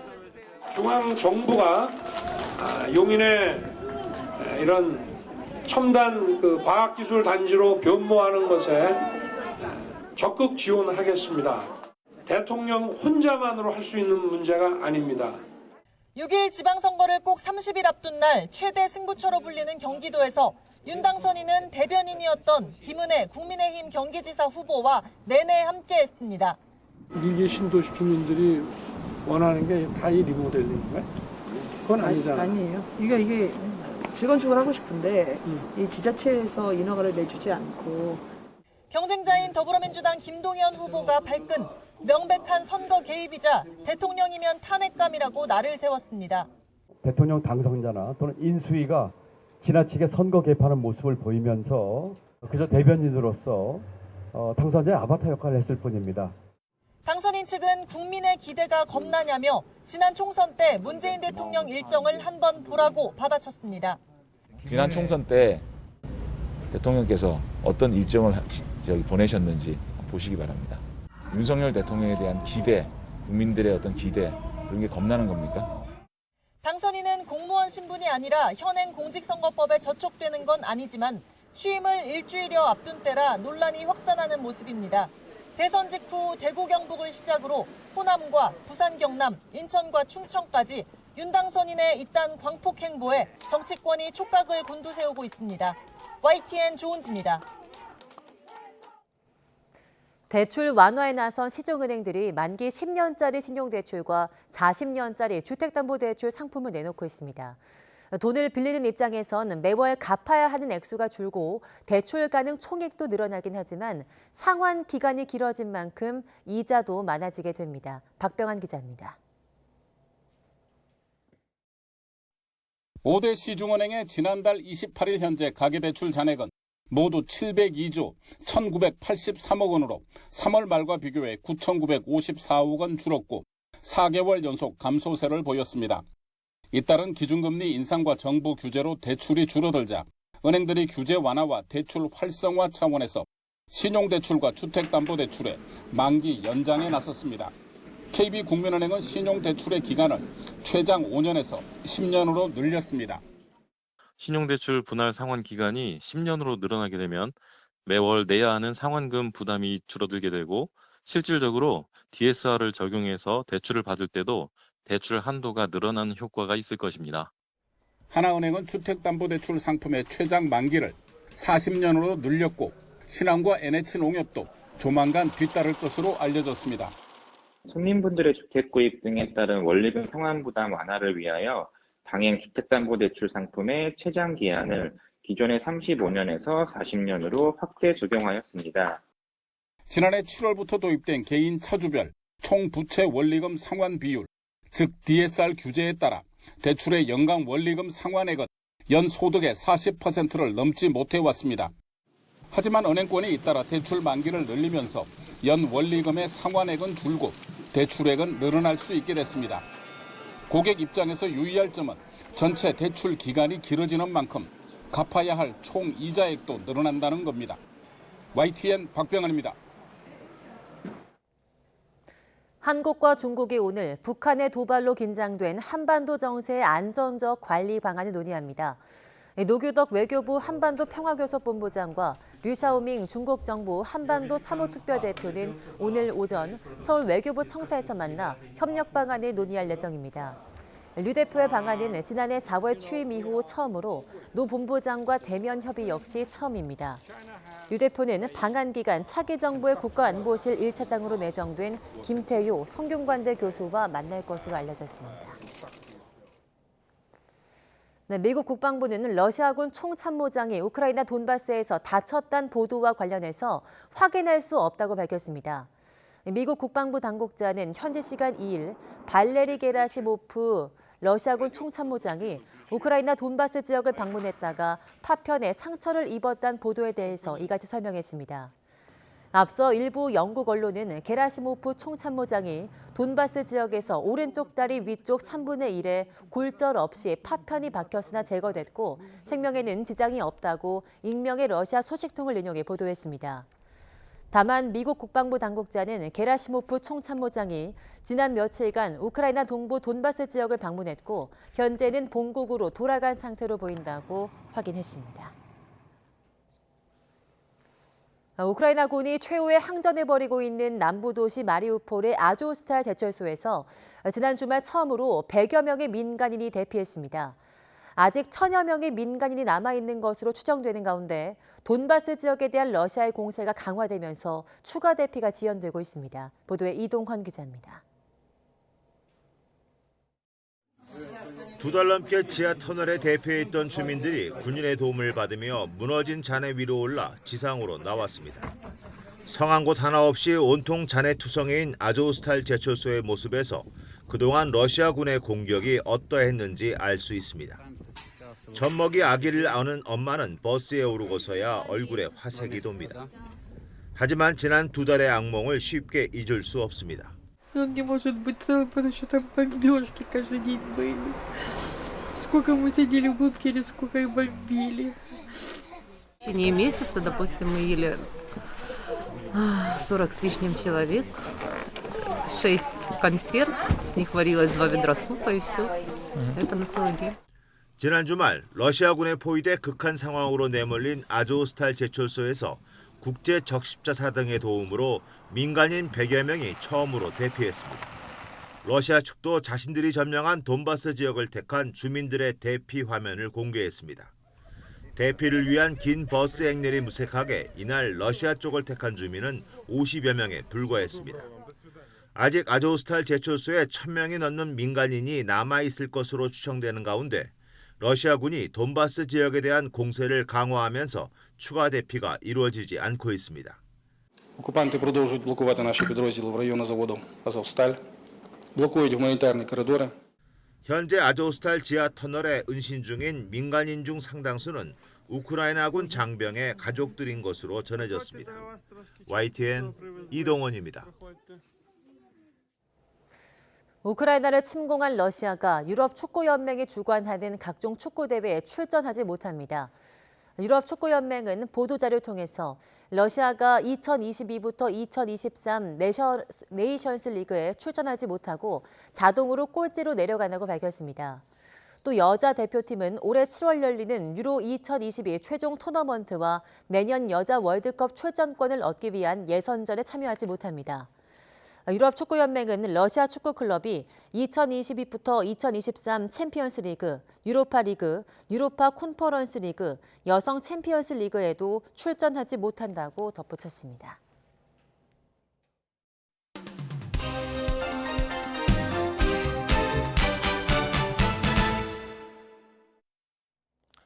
네, 5월 3일 화요일입니다. 오늘 아침 신문 살펴보겠습니다. 이현웅 아나운서가 주요 내용 정리했습니다. 어서 오십시오. 안녕하십니까? 예. 오늘 첫 번째 소식 보겠습니다. 네, 중앙일보 1면에 아주 간략하게 정리가 되어 있습니다. 어떤 소식입니까? 예, 제목부터 보시면 문 대통령 사면 접고 검수완박 오늘 공포라고 써 있습니다. 네. 먼저 검찰 수사권 분리 관련 법안 중에 하나인 형사소송법 개정안이 오늘 국회에서 처리될 예정인데요. 이후에 국무회의를 거쳐서 공포를 하게 되는데 신문은 여권 고위 관계자 말을 빌려서 문 대통령이 직접 의결한다 이렇게 썼습니다. 예. 보통은 국무회의가 오전 10시에 열리게 되는데 오늘은 상황에 따라서 더 미뤄질 오후나 그 이후로 미뤄질 가능성이 있다는 거고요. 예. 국회는 그렇기 때문에 오늘도 시끄러울 가능성이 있겠습니다. 이번 국무회의 시점에 맞춰서 특별사면 가능성도 그동안 거론이 됐었는데 예. 결국에 문 대통령의 마지막 특별사면은 없는 것으로 가닥이 잡힌 듯 보입니다. 예. 특사를 하려면 여러 가지 준비 절차가 필요한데 청와대 고위 관계자는 문 대통령이 어제까지도 특별한 지시를 하지 않았고 예. 물리적으로 임기 안에 하기는 어렵다고 밝혔습니다. 아무래도 부정적인 여론이 영향을 미쳤을 거라는 게 전반적인 분석이었습니다. 네, 그렇군요. 아무래도 어떻게 결정을 내렸는지 설명하는 자리가 있을 수도 있을 것 같아요. 예. 네, 다음 소식 보겠습니다. 네, 어제부터 새 정부 국무위원 후보자들 인사청문회 시작이 됐죠. 어제 6명이 있었고 오늘 4명인데 예. 그 4명 중에 가장 좀 관심이 가는 게 아무래도 정호영 후보자일 것 같아요. 예, 그렇습니다. 그동안은 이제 이른바 아빠 찬스 문제라던가 아들 병역 특혜 의혹 등이 불거졌었는데 경향신문은 그 외에도 의혹이 넘쳐난다라는 내용의 기사를 실었습니다. 부동산 임대 사업을 하면서 경북대 병원에 겸직 신고 의무를 이행하지 않았거나 아니면 매달 2천만 원 이상의 임대 소득을 거두면서도 영세한 소상공인들을 위한 노란우산 공제에 가입했다라는 내용들이 있었고요. 예. 또 임대 소득에 대한 세금을 줄이려고 배우자를 세입자 매장의 공동사업자로 설정했다라는 등의 의혹이 제기되고 있다고 했습니다. 그리고 경북대 병원장으로 있으면서 업무 추진비 사용이 금지된 심야 시간에 먼저 결제를 한 다음 날 취소를 하고 재결제를 하는 그런 내용들도 있었다고 하고요. 네. 또 3년 동안 화환비만 2천만 원이 넘게 나가서 용처가 불분명하다라는 등의 문제도 지적이 되고 있었습니다. 이외에도 해외 출장을 늦게 신고한다던가 아니면은 논문을 표절했다는 등의 의혹도 나오고 있는 상황인데요. 오늘 청문회에서도 이와 관련한 여러 가지 이야기가 나올 것 같습니다. 예. 과연 이를 어떻게 해명할지 또 그 해명이 국민들이 받아들일 수 있을 만큼 합당한지 부분에 관심이 집중될 것 같습니다. 네, 이거 언론 보도가 집중됐던 것 말고도 굉장히 다양한 의혹이 있네요. 그렇습니다. 오늘 하루 만에 다 될지 모르겠습니다. 다음 기사 보겠습니다. 다음 이제 6일 지방선거와 함께 치러지는 보궐선거가 지금 굉장히 큰 관심을 받고 있습니다. 네. 이재명 상임고문 그리고 안철수 인수위원장이 나올 것 같죠? 예, 그렇습니다. 두 가지 신문 준비했는데 위쪽 지금 제목 끝에를 보면요. 체급이 확 커진 보선이다 이렇게 되어 있습니다. 네. 아무래도 두 사람의 출마 여부를 두고 지방선거보다 오히려 보궐선거가 더 주목받는 기현상이 나타나고 있다라는 내용이 눈에 띄었는데요. 네. 그러면서 둘 모두 다 출마 가능성이 높다고 서울신문은 보고 있었습니다. 예. 이재명 고문에 대해서는 경찰 수사에 대비하기 위해서라도 원내에 들어가야 한다라는 분위기가 있다고 했는데 경찰의 어제 성남시청 압수수색이 출마 결심을 부추긴 걸로 보인다라는 내용도 눈에 띄었습니다. 네. 한편 안 위원장과 관련해서는 당내에서 이준석 대표의 독주를 견제하기 위해서 안 위원장이 원내로 들어가서 대항마가 되어야 한다라는 분위기가 있다고 전했는데요. 이른바 윤심이 작용한 게 아니냐라는 관측이 있다고 했습니다. 예. 자, 아래 신문 제목도 함께 보시죠. 아래 신문 동아일보인데요. 안철수 위원장이 지금 꾸준히 얘기가 되고 있는 성남 분당 갑이 아니라 인천 계양 을에 나서야 한다라는 의견이 당내에 있다고 합니다. 예. 당의 험지로 평가되는 지역에 나가서 이재명 고문을 꺾어야만 정치적 무게감이 커진다는 건데요. 그러면서 국민의힘 핵심 관계자의 의견도 소개했는데 안 위원장이 차기 당권에 도전할 의향이 있다면 이렇게 배수의 진을 치는 모습을 보여야만 당원들의 마음을 움직일 수 있을 것이다라고 전했습니다. 예. 뭐 가능성은 미지수라고 할 수 있겠는데요. 이렇게 다양한 시각으로 두 사람의 출마 여부에 대한 관심이 집중되고 있습니다. 예, 뭐 인천 계양에서 두 사람이 맞붙는다면 진짜 대선 같은 선거가 그렇습니다. 되겠습니다. 다음 기사 보겠습니다. 네, 바이든 대통령이 이제 20일에 방한하기로 돼 있잖아요. 근데 또 다른 일정이 좀 공개가 됐나 봐요? 네, 그렇습니다. 뭐 새롭게 알려진 일정이 동아일보에 실려 있었는데요. 네. 5월 20일부터 22일까지 바이든 대통령이 우리나라를 방문하게 되죠. 예. 지금까지 언급된 일정들은 21일에 한미 정상회담, 그리고 22일에 문재인 대통령과의 만남 등이었는데 이 기사에서 언급된 일정은 한미 정상회담이 이루어지는 21일에 4대 그룹 총수와 만나고 또 22일에는 삼성 반도체 공장을 방문할 계획이다라는 내용이었습니다. 예. 4대 그룹 총수는 이재용 삼성전자 부회장, 최태원 SK그룹 회장, 정의선 현대자동차그룹 회장, 구광모 LG그룹 대표인데 이렇게 미국 대통령이 4대 그룹 총수와만 따로 만나는 건 이례적인 일이라고 합니다. 뭐 보통은 경제인 단체 혹은 그룹, 뭐 경제 단체장 이렇게 여럿이서 함께 모이는 경우가 많았는데 네. 실제 미국의 투자와 고용을 일으킬 수 있는 당사자들과 만나는 걸 선호하는 데서 나온 만남이라는 평가가 있다고 합니다. 또 경제 협력을 넘어서 경제 안보 차원의 협력을 보여주는 행보가 될 거라는 분석도 있었습니다. 미국 측 사전 답사단이 오는 8일 먼저 방한해서 마지막 일정 조율을 할 예정인데요. 그때쯤 이 내용도 확정이 될 것 같습니다. 예, 예전에 미국에서 이 기업인들이 만났던 기억이 나기도 합니다. 바이든 그렇습니다. 대통령과. 네, 다음 기사 보겠습니다. 네, 코로나19 소식입니다. 어제부터 이제 야외에서는 마스크를 벗을 수 있게 됐습니다. 뭐 현장 예. 스케치 기사들 많았을 것 같아요. 맞습니다. 뭐 사진을 대표적으로 2개 준비해 봤는데요. 먼저 위쪽 사진을 함께 보시죠. 점심시간에 서울 정동길의 모습인데 뭐 실외긴 한데 가장 앞쪽에 있는 연주하는 듯한 모습의 분하고 그 뒤에 커피를 들고 있는 분 정도 빼면은 다들 마스크를 쓰고 있는 모습입니다. 신문에서는 대략 80%의 사람들이 마스크를 실외에서도 그대로 쓰고 있다고 전했고요. 그나마 관광지 같은 곳들에서는 사진을 찍기 위해서 마스크를 벗고 다니는 경우가 조금 더 있었다라고 썼습니다. 아래쪽에 있는 사진은요, 초등학교 운동장의 모습인데 여기는 나와 있는 인물들 중에 한 반 정도가 마스크를 벗고 있는 모습입니다. 예. 거리두기 해제에다가 실외 마스크 착용 의무까지 해제가 되면서 학교에서는 운동회를 열거나 현장 학습을 진행하는 그런 경우들도 생기고 있는 상황입니다. 전반적인 반응은 아직 좀 어색하다, 아직은 좀 불안하다 이런 반응들 많았고요.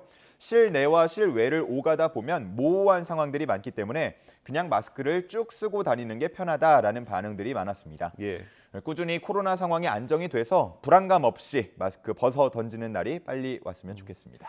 저도 어제 밖에 잠깐 나가긴 했는데 마스크 벗는 게 좀 뭔가 내가 잘못하는 것 같은 느낌이 들긴 하더라고요. 아무래도 다 쓰고 있으니까요. 예, 그런 것 같더라고요. 네, 다음 기사 보겠습니다. 다음 환율 관련 기사인데 환율 계속 오르는 것 같습니다. 예, 저희가 뭐 이전에도 전한 바 있는데 결론부터 얘기하면 당분간 달러와 강세 현상이 지속이 될 것이다 이렇게 네. 보고 있었습니다. 원화뿐만 아니고요. 위안화, 엔화, 유로화 등이 모두 달러 대비 약세 흐름을 이어가고 있는데요. 역시나 연준의 긴축 기조가 영향을 주는 모습이었습니다.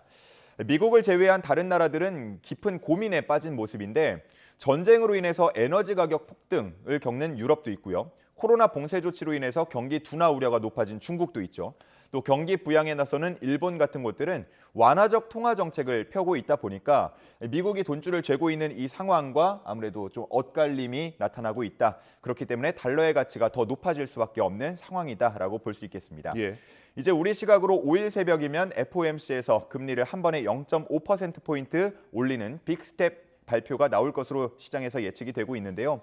이와 더불어서 오는 6월에서 7월 정도 또 한 번의 빅스텝을 이어간다는 전망이 나오고 있기 때문에 달러 강세 흐름은 앞으로 계속 이어질 수밖에 없다라는 내용이었습니다. 신문에서는 킹 달러라는 표현까지 썼는데요. 우리 환율로 보면 시장에서는 1,300원대까지 가능성을 열어두고 대비해야 한다 이렇게 보고 있었습니다. 예, 알겠습니다. 물가도 오르고 환율도 오르고 어려운 상황인 것 같습니다. 다음 기사 보겠습니다. 우크라이나를 침공한 러시아 관련 소식인데 몰도바까지 공격할 가능성이 있나 보네요. 예, 러시아가 전승 기념일로 삼고 있는 9일에 몰도바를 침공할 가능성이 있다라는 얘기가 외신을 통해서 전해지고 있습니다. 네. 지금 위쪽 중앙에 나와 있는 지도를 한번 보시면요. 몰도바 지도인데 이 동부 지역이 러시아어 사용자들이 별도 독립을 선언한 미승인 국가입니다. 예. 트란스니스트리아인데요. 지난달 이 지역의 국가안보부 건물 그리고 라디오 송신탑 2개가 공격을 받으면서 현재 이 지역을 둘러싸고 긴장이 고조되고 있는 상황입니다. 예. 이를 두고 여러 외신에서는 가짜 깃발 작전이다라고 부르고 있는데요. 이 지역의 평화 유지군이란 명목으로 주둔하고 있는 러시아군 1,500명을 우크라이나 침공에 동원하기 위한 자작극이다라는 의혹을 제기하고 있는 상황입니다. 오는 9일 러시아의 몰도바 침공 가능성이 제기되면서 인근 지역에서 시민들이 탈출할 조짐을 보이고 있다는 내용도 있었습니다. 자, 그 아래쪽에 있는 신문도 함께 보시겠습니다. 서울신문에 나온 내용인데요. 여기는 조금 결이 다른 내용의 기사입니다. 자, 역시 중앙에 사진이 지도가 하나 나와 있는데 보면은 러시아 제재 참여 현황이 나와 있습니다. 예. 여기서 짙게 표시된 부분이 러시아 제재에 참여하는 국가고요. 불참하거나 중립을 유지하는 곳은 다소 연하게 표시가 돼 있습니다. 예. 보면은 의외로 많지 않다 이렇게 느껴지실 수가 있겠는데요. 실제로 지난 3월 유엔 결의안 표결 때 러시아 침공을 규탄하는 나라가 한 140개 나라 정도 됐는데 지난 4월 한 달 전에는 유엔 인권위원회에서 러시아를 퇴출시키자라는 투표에 찬성하는 나라가 93개국 정도로 줄었다고 합니다. 이유는 여러 가지로 분석이 되고 있는데요. 러시아가 보복에 나설 수 있다라는 공포가 있다는 점, 예. 그리고 식량과 에너지 가격 폭등에 대한 불만이 작용했다는 점, 이런 것들이 작용하고 있다고 합니다. 이제 우리 속담으로 하면 고래 싸움에 새우등 터질 수 있다, 이런 내용인데요. 네. 차라리 중립을 유지하는 게 더 좋다라는 국가들이 많아지고 있다는 내용입니다. 이런 흐름이 이번 전쟁에 앞으로 어떻게 작용될지도 좀 지켜봐야겠습니다. 네, 오늘 마지막 기사 보겠습니다. 네, 류현진 선수 얼굴인 것 같네요. 어떤 내용입니까? 네, 표정이 그리 좋진 않죠. 최근에 예. 성적이 아무래도 그렇게 좋진 않은데요. 류현진 선수가 메이저리그에서 뛴 게 벌써 10년째입니다. 그동안은 꾸준히 좋은 성적을 보여왔는데 올해 시즌 초반 모습을 보면 조금은 걱정을 낳고 있습니다. 예. 2경기에 나와서 평균 자책점이 13.5를 기록하고 있고요. 심지어 부상으로 현재 보름 정도 빠지고 있는 상황입니다. 예. 조선일보가 류현진 선수의 부진 원인을 여러 각도에서 한번 찾아봤는데요. 가장 먼저 위쪽에 나와 있는 내용, 류현진 선수의 주 무기라고 할 수 있는 체인지업의 위력이 줄어들었다라는 점을 꼽았습니다. 예. 그동안 보면 최근 4년 동안 체인지업의 낙폭이 점점 더 줄어들고 있는 모습 확인할 수 있는데요. 예. 당연히 낙폭이 커야만 타자들이 치기에 조금 힘든 상황인데 그 낙폭이 줄고 있다 보니까 공략을 많이 당하고 있다라는 분석이었습니다. 그 아래쪽에 직구 속도도 나와 있는데요. 점점 떨어지는 모습을 보여주고 있고 평균 구속과 회전수가 메이저리그 평균에 미치지 못하는 수준이라는 내용도 있었습니다. 자, 그리고 가장 10년 동안 부상 일지도 한번 분석을 했었는데 그동안에는 사타구니라던가 엉덩이 쪽 부상이 많았던 것과 비교해서 네. 최근의 부상은 공을 던지는 왼쪽 팔뚝과 관련한 그런 부상이기 때문에 우려를 더 키우고 있다고 했습니다. 예. 다행히 이제 부상을 조금씩 회복하면서 공을 하나 둘 던지는 훈련을 재개했다고 하는데요. 좀 멋지게 부활을 했으면 좋겠다는 바람 모두가 갖고 있는 것 같습니다. 예. 신문에서는 당장 선발로 긴 이닝을 책임지지는 못할 거라고 전망을 하면서 1+1 방식의 기용이 예상된다고 했습니다. 네, 오늘 말씀은 여기까지 듣겠습니다. 고생하셨습니다. 감사합니다.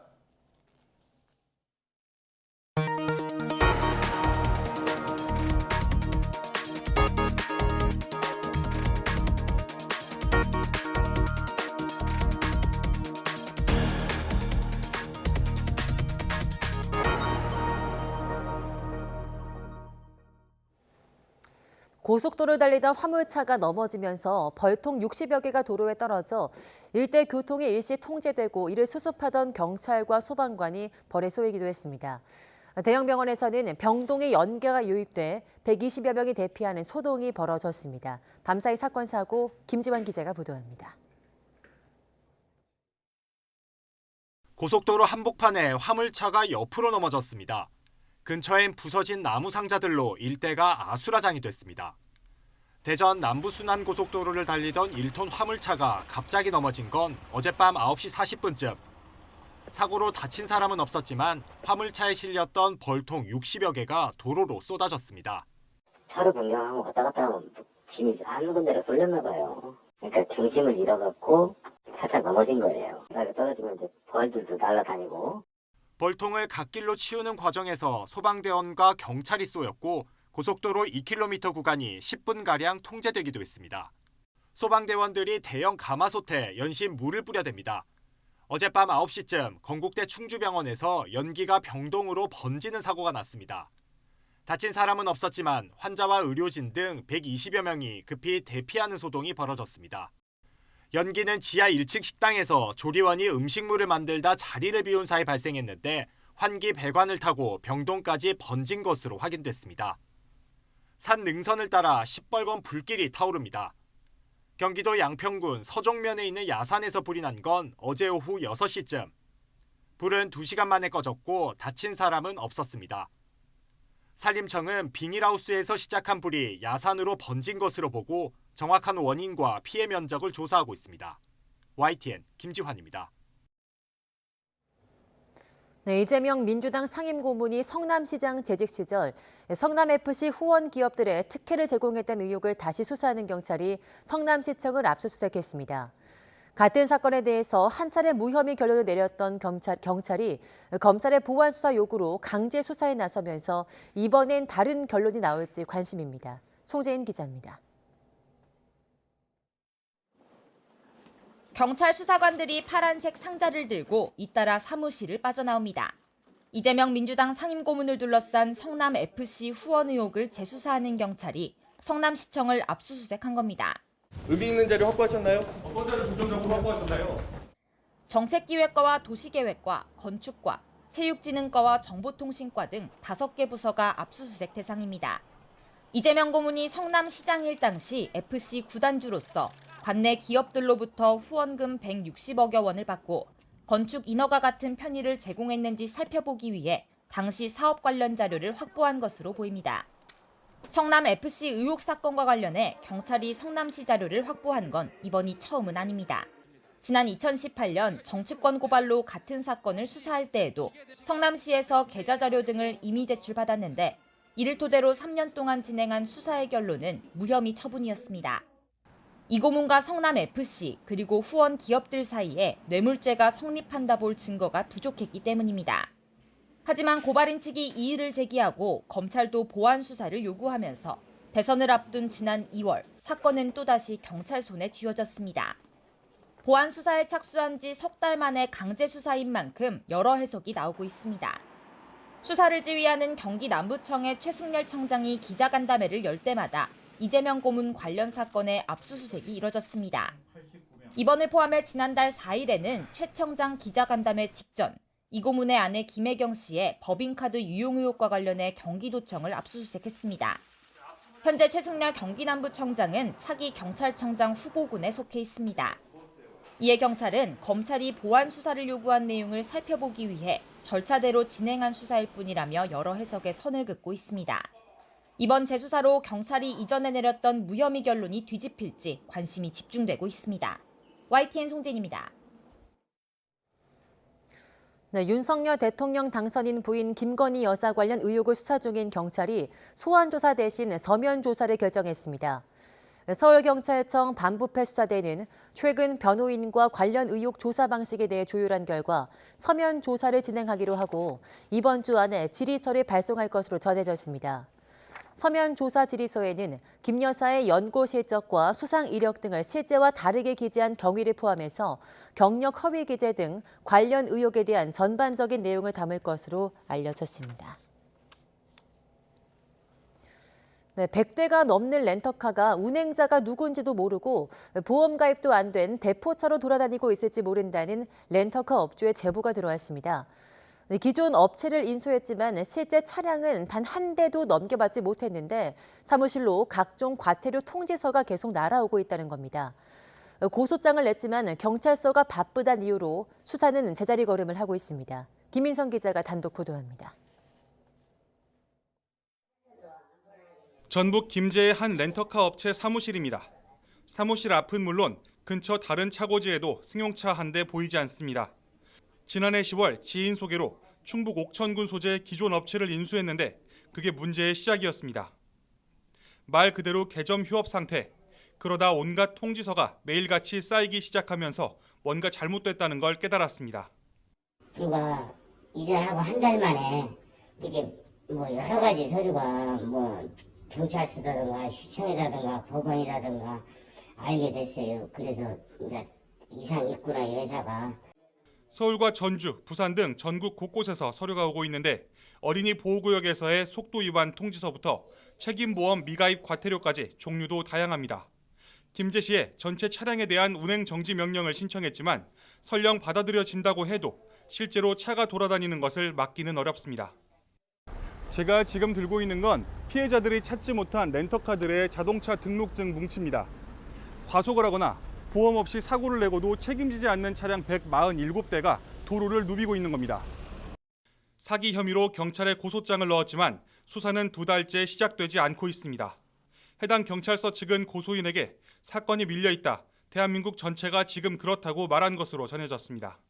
좀 청에서라도 이 사건을 빨리 마무리해줬으면 좋겠는데 제가 할 수 있는 방법이 없잖아요. 경찰만 믿고 있는데 경찰서는 계속 바쁘다고 그러니 좀 기다려라 하는. 이러는 사이 수입은 전혀 없이 차량 렌트비와 온갖 과태료로 빚이 순식간에 불어나 버렸습니다.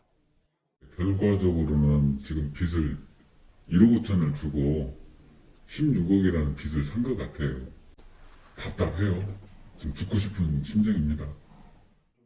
취재진은 반론을 듣기 위해 피해자에게 업체를 매각한 당사자에게 수차례 연락했지만 답을 듣지 못했습니다. 취재가 시작되자 경찰은 가능한 한 빨리 사건을 처리하겠다는 입장을 밝혀왔습니다. YTN 김민성입니다. 네, 문서 작업 중에 컴퓨터가 갑자기 꺼져서 작업물을 전부 날린 경험 한 번쯤은 있으실 겁니다. 국내 연구진이 전기가 끊겨도 모든 기능이 유지돼서 마치 영원히 꺼지지 않는 것과 같은 컴퓨터를 개발했습니다. 최소라 기자입니다. 일반 컴퓨터는 사용 도중 전원을 꺼버리면 모든 데이터가 날아가 버립니다.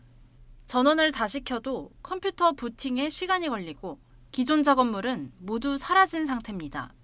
정보를 임시로만 저장할 수 있는 휘발성 메모리를 주된 기억 장치로 사용하기 때문입니다. 전기가 공급이 돼야지만 데이터 0 아니면 1이라는 정보를 저장할 수 있는 메모리라고 생각을 하시면 됩니다. 메모리에 있는 모든 정보가 사라지게 돼서 처음부터 모든 동작을 수행해야 하는. 국내 연구진이 휘발성 메모리를 모두 제거한 컴퓨터를 세계 최초로 개발했습니다. 작업 도중 컴퓨터의 전원을 끕니다. 그리고 전원을 다시 켜자 재부팅 과정도 없이 기존 작업물이 그대로 뜹니다. 전력이 공급되지 않는 상태에서도 프로그램이 그대로 유지됐기 때문에 마치 컴퓨터가 꺼진 적이 없었던 것과 같은 효과를 냅니다. 모든 정보를 영구적으로 저장하는 비휘발성 메모리 덕분입니다. 기존 비휘발성 메모리는 작업 속도가 느리다는 단점 때문에 컴퓨터의 보조 역할로만 사용됐습니다. 연구팀은 비휘발성 메모리가 여러 작업을 동시에 처리할 수 있도록 구조를 변경해 작업 처리 속도를 높였습니다. 또 메모리 내부의 불필요한 경로를 삭제하고 복잡한 내부 구조를 단순화해 저장 능력을 키웠습니다. 비휘발성 메모리만으로 구성된 이 컴퓨터는 기존 컴퓨터보다 저장 능력이 8배 뛰어나고 속도도 4배 이상 빠릅니다. 연구진은 이번 기술을 휴대전화에 적용하면 배터리 사용 시간을 크게 늘릴 수 있다고 보고 있습니다. 이때 전력을 완전히 내려버릴 수 있으면, 그리고 켰을 때 다시 그 핸드폰에 운영체제 마크가 뜨지 않고 원래 멈췄던 시점부터 다시 실행할 수 있으면 하루 이틀의 배터리를 유지하는 게 아니라 1개월, 2개월, 3개월 사용.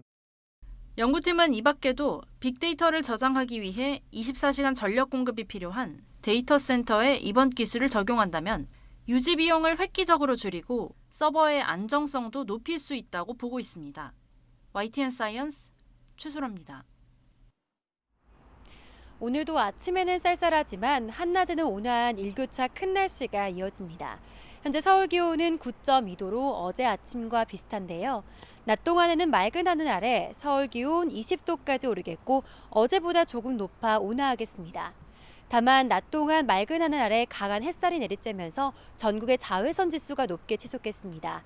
외출하실 때에는 자외선 차단에 각별히 신경 써주시기 바랍니다. 오늘도 전국적으로 쾌청한 하늘이 이어지는 가운데 오후부터는 바람이 강해지겠습니다. 특히 동해안 지역에는 고온 건조한 강풍, 양간지풍이 불겠는데요. 대기가 건조한 데다가 산간을 중심으로 초속 25m 이상의 매우 강한 바람이 불 것으로 보여 산불 등 대형 화재에 대한 위험이 큰 상황입니다.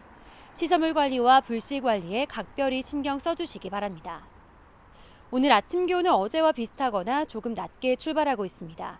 현재 서울은 9.2도, 대전 5.9도로 쌀쌀한데요. 한낮에는 서울 20도, 광주 23도, 대구는 24도로 어제보다 1에서 3도 높아 온화하겠습니다.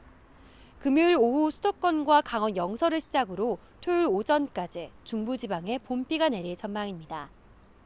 오늘 아침까지 강원 남부 산간과 영남 내륙에는 안개가 짙게 끼겠습니다. 일부 지역에서는 가시거리가 200m 이하로 좁혀지는 곳이 있으니까요. 교통안전에 각별히 유의해 주시기 바랍니다. 지금까지 서울 상암동 야외 스튜디오에서 YTN 홍나실입니다.